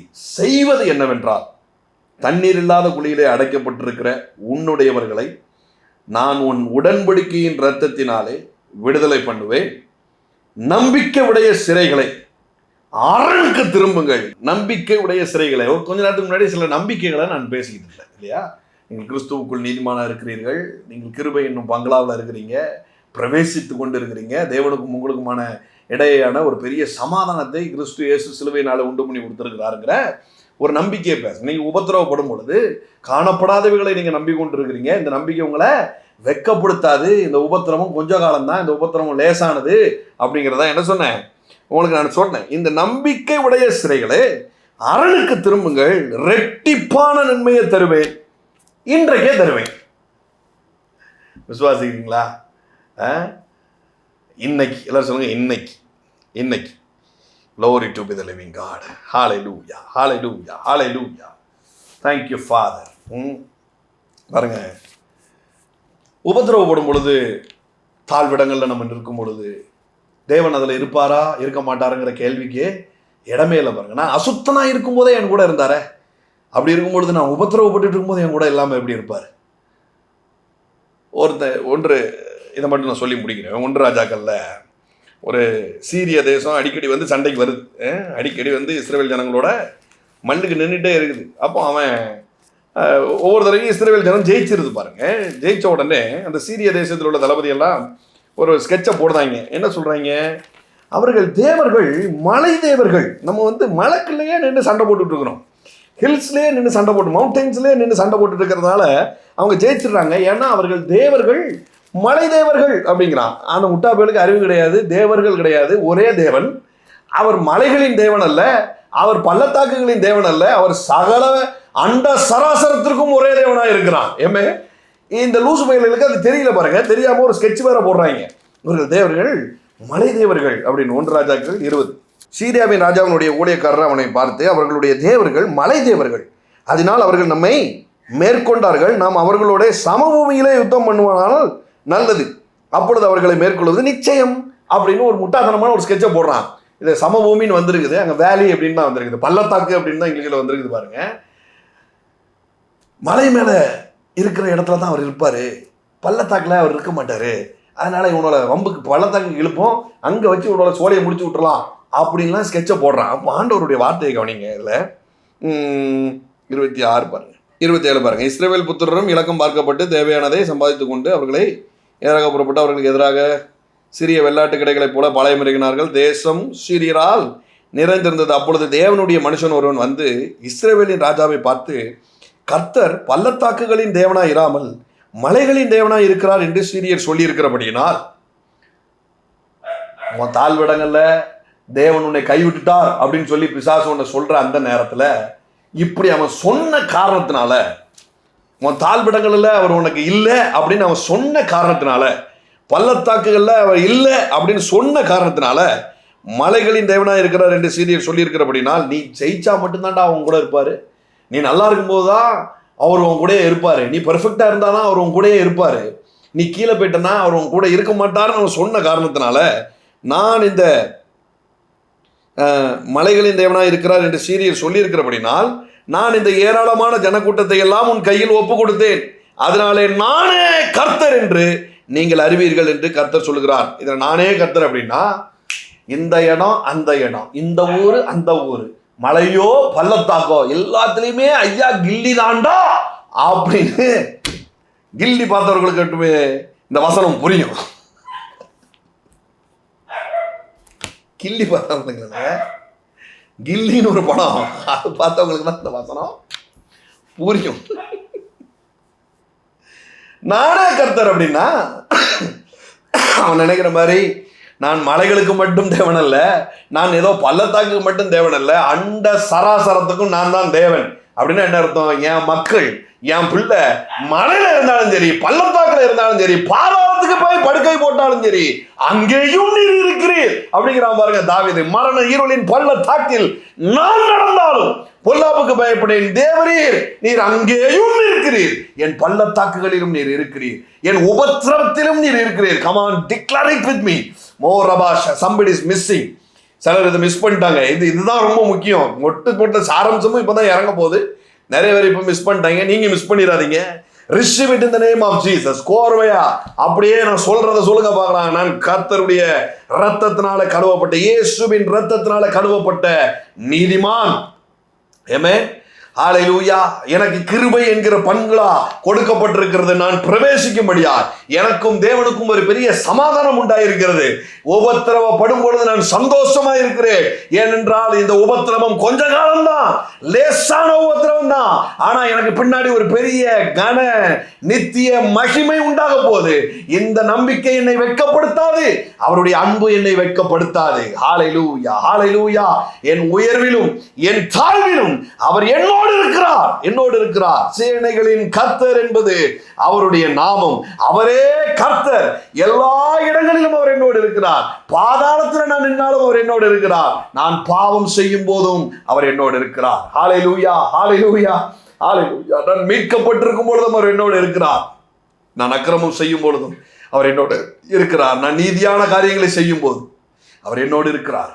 அவர் என்னை விட்டு விலகிறதும் இல்லை, என்னை கைவிடுகிறதும் இல்லை. ஹல்லேலூயா, ஹல்லேலூயா, ஹல்லேலூயா. எல்லாரும் சொல்லுங்க, கொஞ்ச நேரத்துல இந்த உபத்திரமம் நீங்கும். பவுலுக்கு நீங்கினது போல இது எனக்கு நீங்கும். தாவீதுக்கு நீங்கினது போல நீங்கும். தாவீதுக்கு எப்படி இரண்டாவது ஒரு சாலமோன் உண்டானானோ, அதே மாதிரி நான் இழந்த காரியங்களிலும் சாலமோனாய் சில காரியங்கள் எழும்பும், செல்வ செழிப்பு எழும்பும். இயேசுவின் நாமத்தினால நான் விசுவாசிக்கிறேன். ஹல்லேலூயா. Thank you Holy Spirit. இந்த வார்த்தையை இவங்க மீது நான் டிக்ளேர் பண்ணியிருக்கிறேன். இவங்களுக்காக வேண்டுதல் செய்திருக்கிறேன். இதை உச்சரித்திருக்கிறாங்க.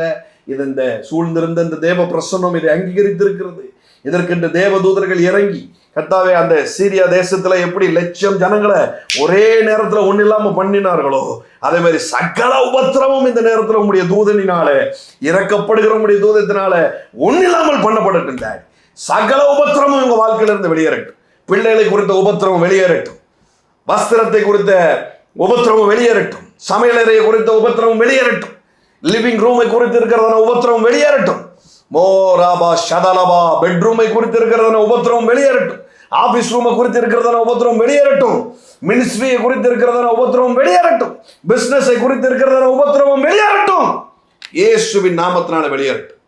சகலமும் புதிதாகட்டும். நீங்க இந்த மனத்து சொல்லி இருக்கிறீங்க, எல்லாம் புதிதாகும்னு சொல்லியிருக்கிறீங்க. எல்லாம் புதிதாகட்டும். கப்பல் சேதமே எல்லாம், ஒரு சேதமும் இல்லாமல் இவர்களை நீ காப்பாற்றுகிறேன். நன்றி சொல்லுகிறேன். Thank you Lord father. இந்த வார்த்தைக்காக நீங்கள் விதைக்கலாம். பொருளாதார செழிப்பை பொறுத்தவரை நிறைய பேர் நீங்கள் ப்ரேயர் ரிக்வெஸ்ட் அனுப்புறீங்க. ரொம்ப சந்தோஷம். ஆனால் பொருளாதார செழிப்பை பொறுத்த வரைக்கும் ப்ரேயர் ரெக்வஸ்ட் மட்டும் வேலை செய்யாது. ஆமென். பொருளாதார பிரச்சனையை பொறுத்த வரைக்கும் நீங்கள் விதைக்கணும், கண்டிப்பாக விதைக்கணும். விதைச்சா நிச்சயமாக அறுவடை செய்வீங்க. கொடுங்கள், அப்பொழுது உங்களுக்கு கொடுக்கப்படும். அம்மிக்கு குலுக்கி சரிந்து விடும்படியாக மனிதர்கள் உங்கள் மடியில் வந்து தேவன் போட பண்ணுவார். தசம பாகங்களையும் காணிக்கைகளையும் முதல் பலனையும் நீங்கள் தேவனுடைய ஆலயத்திற்கு ஆகாரம் உண்டாகும்படி கொண்டு வாருங்கள். தீர்க்கதரிசிகளை ரெட்டிப்பான கணத்திற்கு சொந்தமாய் கனப்படுத்துங்கள் அப்படின்லாம் வேதம் சொல்லுது பாருங்க. ஏமே எதுக்கு சொல்லுது? ஏன்னா எல்லாத்துலேயும் பொருளாதார செழிப்பு உண்டாகும் என்பதற்காக. தேவன் உங்களுடைய குறைகள் எல்லாம் மகிமையின் ஐஸ்வர்யத்தினால் நிறைவாக்குவார் என்கிற வார்த்தை. எனக்கு வேற எந்த சர்ச்சில் இருந்தும் பெருசாக சப்போர்ட் வரல, ஆனால் நீங்கள் எனக்கு சப்போர்ட் பண்ணுறீங்க பார்த்தீங்களா, உங்களுக்கு நான் சொல்கிறேன் அப்படின்னு தான் பவுல் சொல்கிறாரு. பணத்தினால நீங்கள் எனக்கு என்னுடைய ஊழியத்தை நீங்கள் சப்போர்ட் பண்ணுறீங்க, உங்களுக்கு நான் சொல்கிறேன் குறைகள்லாம் மகிமையின் ஐஸ்வர்யத்தினால நிறைவாகட்டும் அப்படின்னு சொல்கிறார். ஸோ பொருளாதார செழிப்பை நீங்கள் அனுபவிக்கணும்னு விரும்புனீங்கன்னா மஸ்ட் ஸோ நீங்கள் விதைக்கணும், தவறாமல் விதைக்கணும். உயர்விலும் விதைக்கணும், தாழ்விலும் விதைக்கணும். ஏமே ஸோ அதுதான் என்ன நான் பண்ணுற ஃபார்முலா, அதுதான் எனக்கு தெரிஞ்ச விஷயமும் அதுதான். மல்கியால தேவன் சொன்னதும் அதுதான். ஆபிரகாம் மெல்கிசேதேக்கு முறைமையில் சொன்னதும் அதுதான். ஸோ இயேசுவும் அதை சொல்கிறாரு. ஸோ அதனால் விதைங்க. ஏமே இந்த வார்த்தையை கனப்படுத்தி நீங்கள் விதைக்கலாம். விதைக்கிற ஒவ்வொருத்தரையும் நான் ஆசீர்வதிக்கிறேன் டேடி. உபத்திரவம் எல்லாம் நீங்கி சொஸ்தமாக்கி பூரண சுகத்தோட பூரண சந்தோஷத்தோட பின்னாடி வரக்கூடிய நித்திய கனமகிமையை என்ஜாய் பண்ணக்கூடிய பலனோட இருக்கும்படியாக நான் ஆசீர்வதிக்கிறேன். அமிக்கி குலுக்கி சரிந்து விடும்படியாய் மனிதர்கள் மடியில் வந்து போடட்டும். இயேசுவின் நாமத்தினால பிதாவே, ஆமென். God bless you. God bless you. God bless you. Thank you. God bless you.